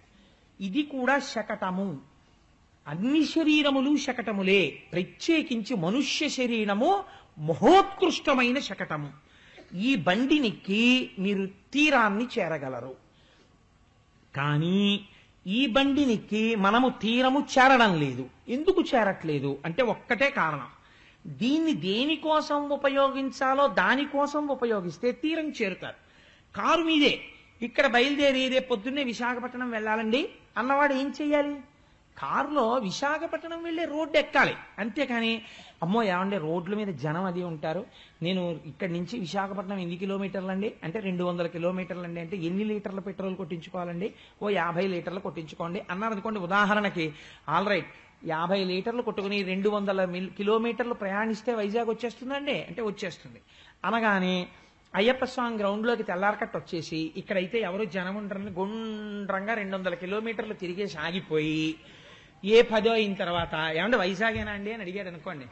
కాకినాడ అండి ఇది అన్నారు అనుకోండి. అదేమిటండి 200 కిలోమీటర్లు పెడితే కారులో వైజాగ్ వస్తుంది అన్నాడే, నేను 50 లీటర్లు కొట్టించాను, 200 కిలోమీటర్లు తిరిగాను, కాకినాడలో ఉన్నాను ఏంటండి అని మీరు వాళ్ళ ఇంటికి వెళ్ళిపోయింది చొక్కా పట్టుకు బయటికి లాగేసి, మూర్ఖుడా నీకు బుద్ధి లేదు, 200 కిలోమీటర్లు వెళ్ళాను, కారు చూడు కావాలంటే 50 లీటర్ల పెట్రోల్ అయిపోయింది, కాకినాడలోనే ఉన్నాను, నువ్వు తప్పు చెప్పావన్నారు అనుకోండి. తప్పు అయిందా మీద? ప్రయాణం యథార్థం, 50 లీటర్లు ఖర్చు అయింది యథార్థం, మీరు డబ్బు కట్టింది యథార్థం, 4 గంటలు కారులో ప్రయాణం యథార్థం, కానీ 0 తిరిగారు మీరు. అది అసలు ఉన్న పెద్ద తేడా అక్కడ ఉంది. ఇవన్నీ యథార్థం. లక్ష్యం వైపుకి ఎందుకు వెళ్ళలేదు, ఎటెళ్లాలో అటెళ్ళలేదు కదా. శకటం ఎక్కింది యథార్థం, ఈశ్వరానుగ్రహంగా ఇన్నాళ్లకి ఈ శకటం వచ్చింది. ఏ కుక్క శకటమో పిల్లి శకటమో వస్తే ఈ అనుగ్రహాలు ఉండవు. ఈ శకటం వచ్చింది కాబట్టి భాగవతం వినగలడు, ఈ శకటం వచ్చింది కాబట్టి ఇక్కడికి వచ్చి కూర్చోగలడు. ఇంకో శకటం ఇక్కొచ్చాడు అనుకోండి తోసేస్తాడు. ఎందుకని? ఆ శకటం భాగవతం వినడానికి పనికిరాదు, గుళ్ళోకి రావడానికి పనికిరాదు, అందుకు తీసేస్తారు దాన్ని. ఈ శకటం అయితేనే కూర్చోపెడతారు. తీసేయచ్చమ్మా, మీకు అభ్యంతరకరంగా ఉంటే ఆ శకటాన్ని తీయండి, తప్పేం లేదు, పక్కకి తోసేసేయండి. అందుకని ఈ శకటం మహోత్కృష్టమైన శకటము, కానీ చంపకండి తల్లి, పక్కకి తోసేయండి అంతే. కాబట్టి ఇది ఇంత గొప్ప శకటము, కానీ ఇది ఎందుకు పనికొస్తోంది? దీంతో హాయిగా గుళ్ళోకి వెళ్ళొచ్చు, ప్రదక్షిణం చెయ్యొచ్చు, కావలసింది తినచ్చు. నేను ఒకటికి 10 మాటలు ఇదే మాట చెప్తుంటాను, వేదాంతానికి పునరావృత్తి దోషం లేదు. కావలసింది తినచ్చు, ఈశ్వరానుగ్రహం అనొచ్చు, ఇంట్లో ఉండొచ్చు, ఈశ్వరానుగ్రహం అనొచ్చు. కానీ వీడు ఇదొక్కటే వదిలేస్తాడు, ఈశ్వరానుగ్రహం ఒకటే వదిలేసి నా ప్రజ్ఞ అంటుంటాడు. ఇదే గుండ్రంగా తిరగడం. ఇదంతా నేనేనండి అంటాడు. ఇది నేనే కట్టానండి ఇల్లు, ఇంత పొడుగు నేనే అయ్యానండి, ఇలా ఇంత బలవడానికి కావలసిన విటమినైజ్డ్ ఫుడ్ నేనే తిన్నానండి, భాగవతం నేనే చెప్పానండి, గుళ్ళోకి నేనే వచ్చానండి అంటాడు. ఈశ్వరుడు చెప్పించాడు అన్నాడు అనుకోండి, వాడు వైజాగ్ రోడ్ ఎక్కేశాడు. ఈశ్వరానుగ్రహంతో నేను అన్నం తిన్నాను అన్నాడు అనుకోండి, వాడు పిఠాపురం వెళ్ళిపోయాడు. ఈశ్వరానుగ్రహంతో రాత్రి బాగా నిద్రపోయాను అన్నాడు అనుకోండి, గొల్లపురం వెళ్ళిపోయాడు. ఈశ్వరానుగ్రహంతో నాకు 2 బిడ్డలు పుట్టారు అన్నాడు అనుకోండి, అనవరం వెళ్ళిపోయాడు. ఈశ్వరానుగ్రహంతో నేను మంచి ఉద్యోగంలో ఉన్నాను అన్నాడు అనుకోండి, తుని వెళ్ళిపోయాడు. ఈశ్వరానుగ్రహంతో నేను భాగవతం చెప్పుకోగలుగుతున్నాను అన్నాడు అనుకోండి, వైజాగ్ వెళ్ళిపోయాడు. కానీ వాడు అదొకటే తీసేస్తాడు, ఈశ్వరానుగ్రహము తీసేసి నాకండే 2 పిల్లలు అంటే ప్రతి చోట పలకరించిన చోటల్లా ఏమన్నా మీకు ఎంతమంది 2 పిల్లలండి అంటే ఈశ్వరానుగ్రహం చేత 2 పిల్లలు అని చెప్పమని నా ఉద్దేశం కాదు. అప్పుడు వీడు విర్రాడు అనుకుంటారు. అలా అనక్కర్లేదు, లోపల భావన ఉంటే చాలు కదా. ఆ లోపల భావన ఉంటే సరిపోతుంది. ఆ భావన పోయిందనుకోండి, నోటితో ఇన్ని మాటలని ఏం ఉపయోగం? కాబట్టి ఆ భావన ఉంటే మీరు అనుకున్న లక్ష్యానికి చేరుతారు ఈ శకటం ఎక్కి. లేకపోతే ఇది ఏం చేస్తుందో తెలుసా అండి, షా కటతీతి ఇది శకట అవుతుంది. శం అంటే సుఖం, ఈశ్వరుడు అక్కడికి చేరకుండా విడదీయడానికి పనికొస్తుంది. ఇది రెండూ చేస్తుంది, అది గమ్మత్తు. ఇప్పుడు ఏం చేస్తుంది, గుండ్రంగా తిరగడానికి పనికొస్తుంది. వాడు ఎక్కడున్నాడు, సంసారంలో ఉంటాడు, సంసారంలో చచ్చిపోతాడు, మళ్ళీ సంసారంలో పుడతాడు, అంతే, హీనోపాధుల్లోకి పోతాడు. ఇలా పోకుండా ఉండాలంటే ఏం చెయ్యాలి? రామకృష్ణ పరమహంస చెప్పినట్టు ఎంత గొప్పగా చెప్తారండి. రామకృష్ణ పరమహంస వేసినట్టు ఉదాహరణ వెయ్యడం, రామకృష్ణ పరమహంస చెప్పినట్టు చిన్న కథ చెప్పి వేదాంతం చెప్పడం నాకు తెలిసి ఎవ్వరూ చేయలేరు. ఈ శకటాసుర వృత్తాంతాన్ని రామకృష్ణ పరమహంస మాటల్లో నేను చెప్పవలసి వచ్చిందనుకోండి, ఆయన అంటారు, నాకు మా దొరగారు, కోటేశ్వరరావు గారు ఈ కవర్లో ఉత్తరం పెట్టాను, మీరు ఎల్లుండికి ఇందులో ఉన్న పదార్థాలన్నీ రెడీ చేసుకోమని చెప్పారండి సుబ్రహ్మణ్య శర్మ గారు. ఇంటికి వచ్చి రుద్రాభిషేకం, సత్యనారాయణ స్వామి వారి వ్రతం చేయిస్తా అన్నారు, కావలసినవన్నీ అందులో రాశారండి. ఈ కవర్ మీ దగ్గర జాగ్రత్తగా పెట్టుకుని చదివి రేపు తెచ్చుకోండి, మళ్ళీ ఆదివారం సెలవు, ఎల్లుండి ఏం దొరకవు మీకు, రేపే తెచ్చేసుకోండి అని చెప్పారనుకోండి. నేను ఆ కవరు ఏదో ఆలోచిస్తూ ఎవరితో మాట్లాడుతూ ఎక్కడో పెట్టేశాను అనుకోండి. పెట్టేసి ఓహో వెతుకుతున్నాను ఆ కవర్ కోసం. వెతుకుతుంటే నా భార్య వచ్చి ఏమిటి అలా వెతుకుతున్నారండి, దొరగారు రాత్రి కవర్ ఒకటి ఇచ్చారే, సుబ్రహ్మణ్య శర్మ గారు రాసి ఇచ్చిన ఉన్నాయి అందులో, ఆ కవర్ దొరకలేదు అన్నాను. మా అమ్మాయి అడిగింది, మా అబ్బాయి అడిగాడు, ఎవరో మా ఇంటికి వచ్చిన వాళ్ళు అడిగారు. అడుగుతుంటే ఆఖరికి నా బలహీనతలు బాగా తెలుసున్న సత్యనారాయణ వచ్చాడు. ఆ గురువుగారు మీరు ఆ పుస్తకం ఒకటి అట్టుకొస్తున్నారు ఈ మధ్య కొత్తగా, అందులో పెట్టేసి ఉంటారు, అందుకని ఆ పుస్తకం తీయండి అన్నాడు. ఆ పుస్తకం ఇలా తీసేటప్పటికి అందులో ఉంది కవర్. ఇప్పుడు ఆ కవర్ ఇలా తీశాను, అందులో ఏమున్నాయి అంటే ఏదో మామిడి మండలు, పసుపు, కుంకం ఒక్కొక్కటి చదువుతుంటే ఉన్నాయి ఉన్నాయి ఉన్నాయి అంది మా ఆవిడ. ఇంకా తెచ్చుకోవాల్సింది ఏమిటి, ఒక్క వట్టివేరులోటి తెచ్చుకోవాలి బజార్లోంచి, వచ్చేటప్పుడు ఓ తేనె సీసా ఒకటి తెచ్చుకుంటే చాలు, మిగిలినవన్నీ ఇంట్లోనే ఉన్నాయండి అంది. కాబట్టి ఇప్పుడు నేనేం చేశాను, ఆ ఉత్తరాన్ని తీసి పక్కన పారేశాను. పడేసి ఆ వట్టివేరులోనూ తేనే కదా నాకు గుర్తుంటుందిలే, వస్తూ తెచ్చేస్తాను. మరి ఇప్పటిదాకా ఇంత వెతికిన కవరు ఉత్తరం ఎందుకు అక్కర్లేనివైపోయాయి? అందులో ఉన్నది నీకు తెలిసిపోయింది, ఇంక అక్కర్లేదు, అది గుర్తెట్టుకు తెచ్చేసుకోగలవు. ఇప్పటి వరకు గుండ్రంగా తిరుగుతున్న వాడి అలా తిరగకూడదని తెలిసిపోయింది, చాలు, ఇంకా ఉత్తరం నీకు అక్కర్లేదు. శకటాసుర వృత్తాంతం ఒక్కసారి తలకెక్కేస్తే చాలు, నీకు ఎలా వెళ్ళిపోవాలో తెలిసిపోయింది. రామకృష్ణ పరమహంస మాటల్లో అయితే అంతే, దాని వృత్తాంతం కానది ఎంత పెద్ద మలుపు జీవితంలో, అంత పెద్ద మలుపు. అయితే అంత తేలిగ్గా తిరిగిపోతుందా అండి కారు, వైజాగ్ వైపుకి వెళ్ళిపోతుందా అంటే నువ్వు ఓ పిశాచాన్ని పెంచావు. అదేమిటండి నేను ఎప్పుడు పెంచానండోయ్ అని మీరు అనొచ్చు. వెనకటికి ఒక సాధకుడు చాలా కష్టపడి సాధన చేసి ఒక పిశాచాన్ని వశం చేసుకునే శక్తులు సంపాదించాడు. అంటే నేను చెప్పట్లేదు, రామకృష్ణ పరమహంస చెప్పారు ఈ కథ. ఆ పిశాచం వశమైంది, ప్రత్యక్షమైంది. నీకు నేను వశురాలనయ్యాను కాబట్టి నేను చాలా సంతోషించాను, నా గురించి ఇంత సాధన చేశావు, కానీ నాకు బలహీనత ఉన్నది. నువ్వు నాకు ఏదో ఒకటి చెప్పాలి, లేకపోతే చంపేస్తాను, నీ తల బదలు కొట్టేస్తాను, నాకు ఏదో ఒకటి చెప్పండి అంటే ఈయన చాలా సంతోషించాడు. అబ్బా ఎవరు దొరుకుతారా ఇలా. కాబట్టి ఇమీడియట్ ఏంటంటే పని మనిషి removed from service, driver removed from service, అందరినీ తీసేశాడు. ఎందుకంటే ఇంక ఈయన ఉన్నాడు కదా అని పిశాచాన్ని పిలిచి అంట్లు తోమేయాలి, బట్టలు ఉతికేయాలి, ఇల్లు తుడిచేయాలి అన్నాడు. ఉఫ్ఫని అలా తిరిగి వచ్చి అయిపోయి ఇంకోటి చెప్పండి, అది పిశాచం. అమ్మ బాబా ఇదేమిట్రా ఇలా చేసేస్తోంది అనుకుని ఆల్ రైట్ రైతు బజార్కి వెళ్ళి కూరలు తేవాలి అనేటప్పటికి తెచ్చి ఎక్కడ పెట్టేశాను ఇంట్లో ఇంకోటి చెప్పండి. అన్నీ చెప్పేశాక ఇంక చెప్పడానికి మిగలలేదు, చంపేస్తాను చెప్పకపోతే. ఇప్పుడు అన్నాడు చెప్తానుండు అని. ఇప్పుడు చెప్పడం కష్టమై కూర్చుంది. ఎందుకనంటే ఇప్పుడు చెప్పడానికి పని లేదు దానికి, చెప్పకపోతే చంపేస్తుంది. ఇప్పుడు ఎవరిని చెప్పడానికి వశం చేసుకున్నాడో ఆ వశం చేసుకున్న దాంతో చేత్తో తాను చచ్చిపోతాడు. కాబట్టి ఇప్పుడు ఏం చేశాడు, గురువుగారి దగ్గరికి పరిగెత్తాడు. గురువుగారు ఏదో ఒకటి చెప్పకపోతే చంపేస్తానంటోంది, మీరు ఒరే ఈశ్వరుణ్ణి వశం చేసుకునే ప్రయత్నం చేయరా, భక్తితో ఉండరా అంటే పిశాచాన్ని చేసుకుంటానండి అని అడిగాను, నీ కర్మ అలాగే చేసుకో అన్నారు, ఇప్పుడు దానికి ఏదో పని చెప్పమంటోంది, నేను ఏం చేయను గురువుగారు అన్నాడు. అంటే గురువుగారు అన్నారు దానికి ఎందుకురా అంత బెంగెట్టుకుంటావు అని ఆయనది చక్కగా గిరజాలు దుత్తు ఓ వెంట్రుక తీసి వాడి చేతిలో పెట్టి దీన్ని తిన్నగా చేసి నాకు చూపించు అని పిశాచానికి ఇచ్చేయన్నాడు. పట్టుకెళ్ళి ఇచ్చేశాడు. దీన్ని తిన్నగా చేసి పట్రా అన్నాడు.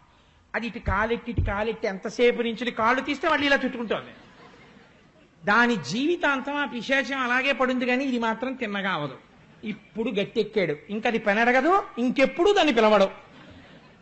గుండ్రంగా తిరగడం అంత తొందరగా మానేస్తుందని మీరు అనుకుంటున్నారా? పిశాచానికి అలవాటు చేసినట్టు దీనికి అలవాటైంది. ఎవరు నువ్వు అంటే ఇదే నేనంటాం. దీని సుఖమే చూడ్డం, దీని సుఖమే నిజమైన సుఖం అనుకోవడం, ఈశ్వరుణ్ణి విస్మరించి అన్ని నా ప్రజ్ఞండం ఎప్పటి నుంచో అలవాటయ్యాయి. అంత తొందరగా ఈ పిశాచం లొంగదు. గురువుగారు అనుగ్రహం కావాలి. ఇప్పుడు ఆ గురువు ఎవరు? కృష్ణం వందే జగద్గురుం. కాబట్టి శకటాసుర సంహారాన్ని కథాభాగంగా విని దేహభ్రాంతిని విడిచిపెట్టి ఈ శకటమును ఎందుకెక్కావో నువ్వు తెలుసుకుంటే ఈ శకటము పవిత్రమైనది. ఇప్పుడు ఈ శకటం ఏం చేస్తుంది? పిశాచము వదిలిపెట్టేస్తుంది. వదిలిపెట్టి వేరే పనిలో పడిపోతుంది. అది ఇంకా ఎందుకని? దానికి ముందు గురువు గారు అనుగ్రహం తగిలింది. అది వెంట్రుకను సవరించడానికి పోయింది. అది ఇప్పుడు ఎక్కడికి వచ్చింది అంటే ఈశ్వరానుగ్రహం ఈశ్వరానుగ్రహం ఈశ్వరానుగ్రహం అంటున్నాడు. అన్నప్పుడల్లా రోడ్డుకి పక్కకి వెళ్ళదు, కారు రోడ్డు ఎక్కేస్తుంటుంది. ఇదొక్కది అలవాటు చేసేసుకుంటే చాలు. ఈశ్వరానుగ్రహం పక్కవాడిని కొట్టేస్తానండి, అలా ఎందుకు చేస్తావు అంటుంది వెంటనే. అలా చేయనివ్వడు కృష్ణుడు. ఈశ్వరానుగ్రహం పక్కవాడి డబ్బులు కొట్టేస్తానండి అనలేరు మీరు. ఈశ్వరానుగ్రహం వాణ్ణి నాశనం చేసేస్తానండి అనలేరు మీరు. ఏం చేస్తుంది? మిమ్మల్ని సాత్వికమైన ప్రవృత్తిలోకి తిప్పేస్తుంది. ఇప్పుడు ఏమైపోయింది? మీరు ఒక కంఫర్టబుల్ వెహికల్లో కూర్చున్నారు. ఇప్పుడు ఇందులో కూర్చున్నా ఏమీ బాధ లేదు. ఎందుకని? ఎత్ర యోగేశ్వర కృష్ణో ఎత్ర పార్థో ధనుర్ధరః తత్ర శ్రీర్విజయో భూతి ధ్రువా నీతిర్మతిర్మమ. డ్రైవర్ సీట్లో ఎవరిని పెట్టేశారు? కృష్ణుని పెట్టేశారు. కష్టమే రాని సుఖమే రాని అన్ని సుఖాలు వస్తాయా? కష్టం వస్తుందో నాడు జ్వరం వచ్చింది. వస్తే ఈశ్వర ఏమి నీ అనుగ్రహం, జ్వరాన్ని ఇచ్చావా అంటే ఏదో నేను పెద్ద పాపం చేశాను, పెద్ద కష్టం పెడితే నేను బాధపడిపోతానని జ్వరం ఇచ్చి తీసేసావా ఈశ్వరా, నేను ఇలా తిరుగుతున్నానని ఓ 2 రోజులను పడుకోబెడదాం అనుకున్నావా? చాలా సంతోషం. చంద్రశేఖర పరమాచార్య స్వామి వారైతే ఏమన్నారో తెలుసా అండి? పరమాచార్య స్వామి వారికి 104 జ్వరం వచ్చిందో రోజు తెల్లవారకట్ట లేచేటప్పటికి. స్నానం చేసి వచ్చేస్తున్నారు గబగబా. శిష్యులు చూసన్నారు, మహానుభావ 104 జ్వరం వచ్చింది, ఒళ్ళు కాలిపోతోంది, తలస్నానం చేశారేమిటండి అన్నారు. అంటే పరమాచార్య స్వామి అన్నారు, నాకు ఎన్ని జన్మలకో ఈశ్వరుడు పంచాగ్నిహోత్ర తపస్సు చేసే అదృష్టం ఇచ్చాడన్నారు. పంచాగ్నిహోత్ర తపస్సు చేసేవాడు 4 వైపులా అగ్ని పెట్టుకుని సూర్యుడి వంక చూస్తూ తపస్సు చెయ్యాలి. 5 అగ్నిహోత్రాల మధ్యలో ఉంటే ఎలా ఒళ్ళు కాలుతూ ఉంటుందో అలా 104 జ్వరంతో కాలుతోంది. ఇప్పుడు నేను కూర్చుని పంచాక్షరి చేస్తే పంచాగ్నిహోత్ర తపస్సు చేసిన వాణ్ణి, మామూలుగా కాదు, ఇది కూడా చెయ్యి చంద్రశేఖర అని ఈశ్వరుడు నాకు జ్వరం ఇచ్చాడు. ఏమనుగ్రహం నా స్వామిదన్నారు. ఎంత గొప్ప విషయం చూడండి.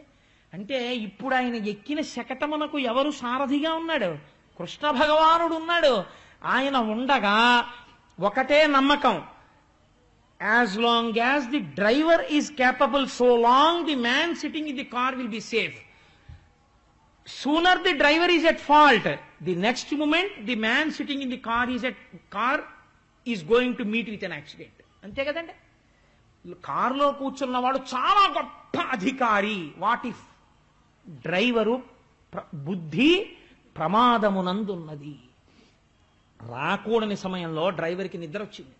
వెనక సీట్లో కూర్చున్న పెద్ద ఆఫీసర్ ఆయన at a pen stroke medical leave ఇట్లాంటి పరిస్థితుల్లో కూడా ఇవ్వను, వచ్చి డ్యూటీకి జాయిన్ అవ్వు అని ఫైల్ మీద ఒకటికి రాస్తున్నాడు.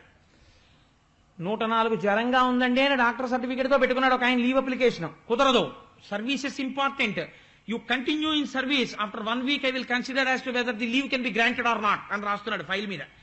ఈ టైంలో డ్రైవర్కి నిద్ర వచ్చి యాక్సిడెంట్ అయింది. ఈయనకి మెడికల్ లీవ్ ఈయన పైవాడికి గ్రాంట్ చేయాలి. ఎందుకని? ఈయనదా దోషం డ్రైవర్దా? డ్రైవర్ది దోషం, వెహికల్ దోషం కాదు, డ్రైవర్ లో తేడా ఉన్నది. డ్రైవర్ నిద్రపోయాడు, వెనకాల కూర్చున్న ఆయనకి ప్రమాదం వచ్చింది. డ్రైవర్ స్థితప్రజ్ఞుడై ఉన్నాడు, 1000 కళ్ళతో చూసి నడిపిస్తున్నాడు. లోపల కూర్చున్న ఆయన పడుకున్నాడు, నిద్రపోతున్నాడు, ఇలా పడుకుని కునుకుతున్నాడు. హాయిగా వెళ్ళిపోతున్నాడు నిద్రపోతూ. హాయిగా అలసట తీర్చుకుని దిగిపోయాడు అవతల స్టేషన్లో. ఎందుకు దిగిపోయాడు? 14 కంపార్ట్మెంట్లుంటే ఏసీ 3 టైర్ ఒకటి, ఓ ఏసీ 2 టైరు, ఓ ఏసీ ఫస్ట్ క్లాస్ ఉంటే, ఒక జనరల్ కంపార్ట్మెంట్ ఉంటే, చలిగాలిలో ట్రైన్ వెళ్ళిపోతున్నప్పుడు కిటికీలు వేసేసుకుని అందరూ ఇలా కునుకుతూ ఉంటారు. సరే, బెర్తలు ఉన్న వాళ్ళు హాయిగా నిద్రలో పోతుంటారు. అందులో నిద్రపోకూడని వాళ్ళు 3 ఉంటారు. ఎవరు వాళ్ళు? ఒక డ్రైవరు, ఒక అసిస్టెంట్ డ్రైవరు, ఒక గార్డు. నాకు తెలిసి విజయవాడ రైల్వే స్టేషన్కి ఏలూరు రైల్వే స్టేషన్కి మధ్యలో ఎట్టి పరిస్థితుల్లో కాషన్ ఆర్డర్ ఉండదు. కాబట్టి మన ఇద్దరం 1 గంట నిద్రపోవచ్చు, లేరా పడుకో అని డ్రైవరు, అసిస్టెంట్ డ్రైవరు పడుకున్నారు అనుకోండి, గార్డు కూడా పడుకున్నాడు అనుకోండి, ఎంత ప్రమాదం. వీళ్ళందరూ నిద్రపోవచ్చు, ఇన్ని వేల మంది, వాళ్ళు 3 తెలివేసి ఉంటే చాలు, హాయిగా చేరిపోతారు. డ్రైవరు ఏ బుద్ధి, ఆ బుద్ధి నీదనకుండా కృష్ణపాదాల దగ్గర పెట్టేసి, ఈశ్వరా ఈ శకటాన్ని నేను ఎక్కినందుకు, అంటే ఈ శకటములోనున్న నేను, జీవబుద్ధితో ఉన్న నేను ఆత్మయందు సంగమించి ఇక్కడే యథార్థమైన నేను తెలుసుకోవడానికి ఈ శకటము పనికి రావాలి. ఇదే భోజనం చేస్తే సత్యం తర్తేన పరిశించామి, ఋతం త్వా సత్యేన పరిశించామి అని పొద్దున్న రాత్రి తిప్పడం. సత్యము ఋతముగుగాక, ఋతము సత్యముగుగాక. అసత్యము నుండి అసత్యమునందుండి సత్యమును తెలుసుకోవడానికి అసత్యము పనికి రావాలి. అందుకని అటువంటి శకటమై ఈ శకటము మిమ్మల్ని లక్ష్యాన్ని చేరుస్తుంది. ఎప్పుడు? తెలిసి కాని తెలియక కాని పరమభక్తితో భాగవతంలో దశమస్కంధాంతర్గతమైనటువంటి శకటాసుర సంహార వృత్తాంతమును విన్నంత మాత్రము చేత. శకటాసురుడు, ఇది రాక్షసుడు, ఈ బండి. ఎప్పుడు? ఒక్కసారే. ఇదే నేను అన్న భావనతో అన్నీ నేను చేస్తున్నానంటే, ఇప్పుడు మీరు ఒక్కసారి తిరగేసి ఆలోచించండి లీలలోకి. యశోద పిల్లాడు బోర్లా పడ్డాడు, ఏం చేసింది అంటే, ఇదంతా ఈశ్వరానుగ్రహం అని చెప్పి బ్రాహ్మణులకి దానాలు చేసింది, గోవుల్ని దానం చేసింది, అభిషేకాలు చేసింది, బట్టలు పెట్టింది, పసుపు కుంకాలు ఇచ్చింది, పొంగిపోతోంది. ఏది చేసినా ఈశ్వరుడితో కలుపుతోంది. కలుపుతుంటే ఈశ్వరుడు ఏం చేశాడు? శకటమును తన్నాడు. అంటే ఈ శరీరము దేనికి పనికి రావాలో దానికి పనికొచ్చేటట్టుగా మార్చేస్తున్నాడు. ఆసురీ శకటమును చంపాడు. అంటే దీని ఎందున్న ఆసురీ బుద్ధిని చంపాడు. చంపి ఇది పనికొచ్చే శకటంగా మార్చాడు. అంటే మీరు మార్చుకోలేరు, కానీ ఆయన్ని పట్టుకుంటే ఆయన మార్చగలడు. అన్నిటికీ ముందొక్క ఏది ఇంట్లో జరిగినా, ఓ శుభకార్యం జరిగిన ఓ మంచి మాట వింటాం, ఏది వినకపోతే పొద్దున నిద్ర లేచావు అదే మంచి. ఇంకంతకన్నా మంగళం ఏంటండి? లేవకపోతే వెళ్ళిపోయాడు నిద్రలో అంటారు. కాబట్టి లేచావు మంగళం. కాబట్టి మంగళం అయినందుకు ఏం చేయాలి? నేను లేచాను, నా భార్య లేచింది, నా పిల్లలు లేచారు, ఇంట్లో ఉండవలసినవన్నీ ఉన్నాయి, రాత్రి అందరం నిద్రపోయినా, కాబట్టి ఈశ్వరుడు మేలు చేశాడు. కాబట్టి నేనేం చేస్తాను? ఒక్కసారి గుళ్ళోకి వెళ్ళి ఒక నమస్కారం చేసి వస్తాను. కాబట్టి ఇప్పుడు ఏమైపోయింది? మీరు కృతజ్ఞతాభావమును ఆవిష్కరించిరి. మీరు అన్నం తింటున్నారు, ఒక్క మాట, పెద్ద మంత్రం అక్కర్లేదండి, పెద్ద మంత్రం రావక్కర్లా, ఉమామహేశ్వర పరబ్రహ్మార్పణమస్తు, అంటే నేను అదే అనమని నేను చెప్పను. ఈ పేరుతో ఏముంది, లక్ష్మీనారాయణ పరబ్రహ్మార్పణమస్తు. ఏ పేరు చెప్పినా ఒక తత్వానికి అందుతుంది. లక్ష్మీనారాయణ పరబ్రహ్మార్పణమస్తు. లేదు మీకు ఇంకొక నామం ఏదో ఇష్టం, ఆ నామమునకు అర్పణమస్తు అని మీరు దాన్ని అర్పణ చేసేసి ఇది వాడిచ్చిన ప్రసాదము అని మీరు తిన్నారనుకోండి, అంతే, అది లోపలికి వెళ్ళి యజ్ఞ ప్రసాదం అయిపోతుంది. మీరు పడుకుంటున్నారు, 11 మాటలు మీకు ఇష్టమైన నామం చెప్పుకొని ఇంకా తర్వాత మాట్లాడకుండా ఇప్పుడు నేను నిద్రపోతున్న నిద్ర అంతా సమాధి కాపోతోంది, అంటే ఈశ్వరుడి పాదముల దగ్గరకు వెళ్ళిపోతోంది అని మీరు పడుకున్నారు. నిద్రా సమాధి స్థితి, అది సమాధి స్థితి అయిపోతుంది. కనురెప్ప ఇలా పైకెత్తుతూ మీ బెడ్రూమ్లో ఎక్కడో మీ కులదేవతా రూపాన్ని పెట్టుకుని నిద్ర లేస్తూనే కంటి యొక్క మొదటి చూపు ఆయన పాదాల మీద పడ్డం మీరు అలవాటు చేసుకున్నారు. పరమమంగళంతో ప్రారంభమైంది. మీరు మొహం కడుక్కుంటూ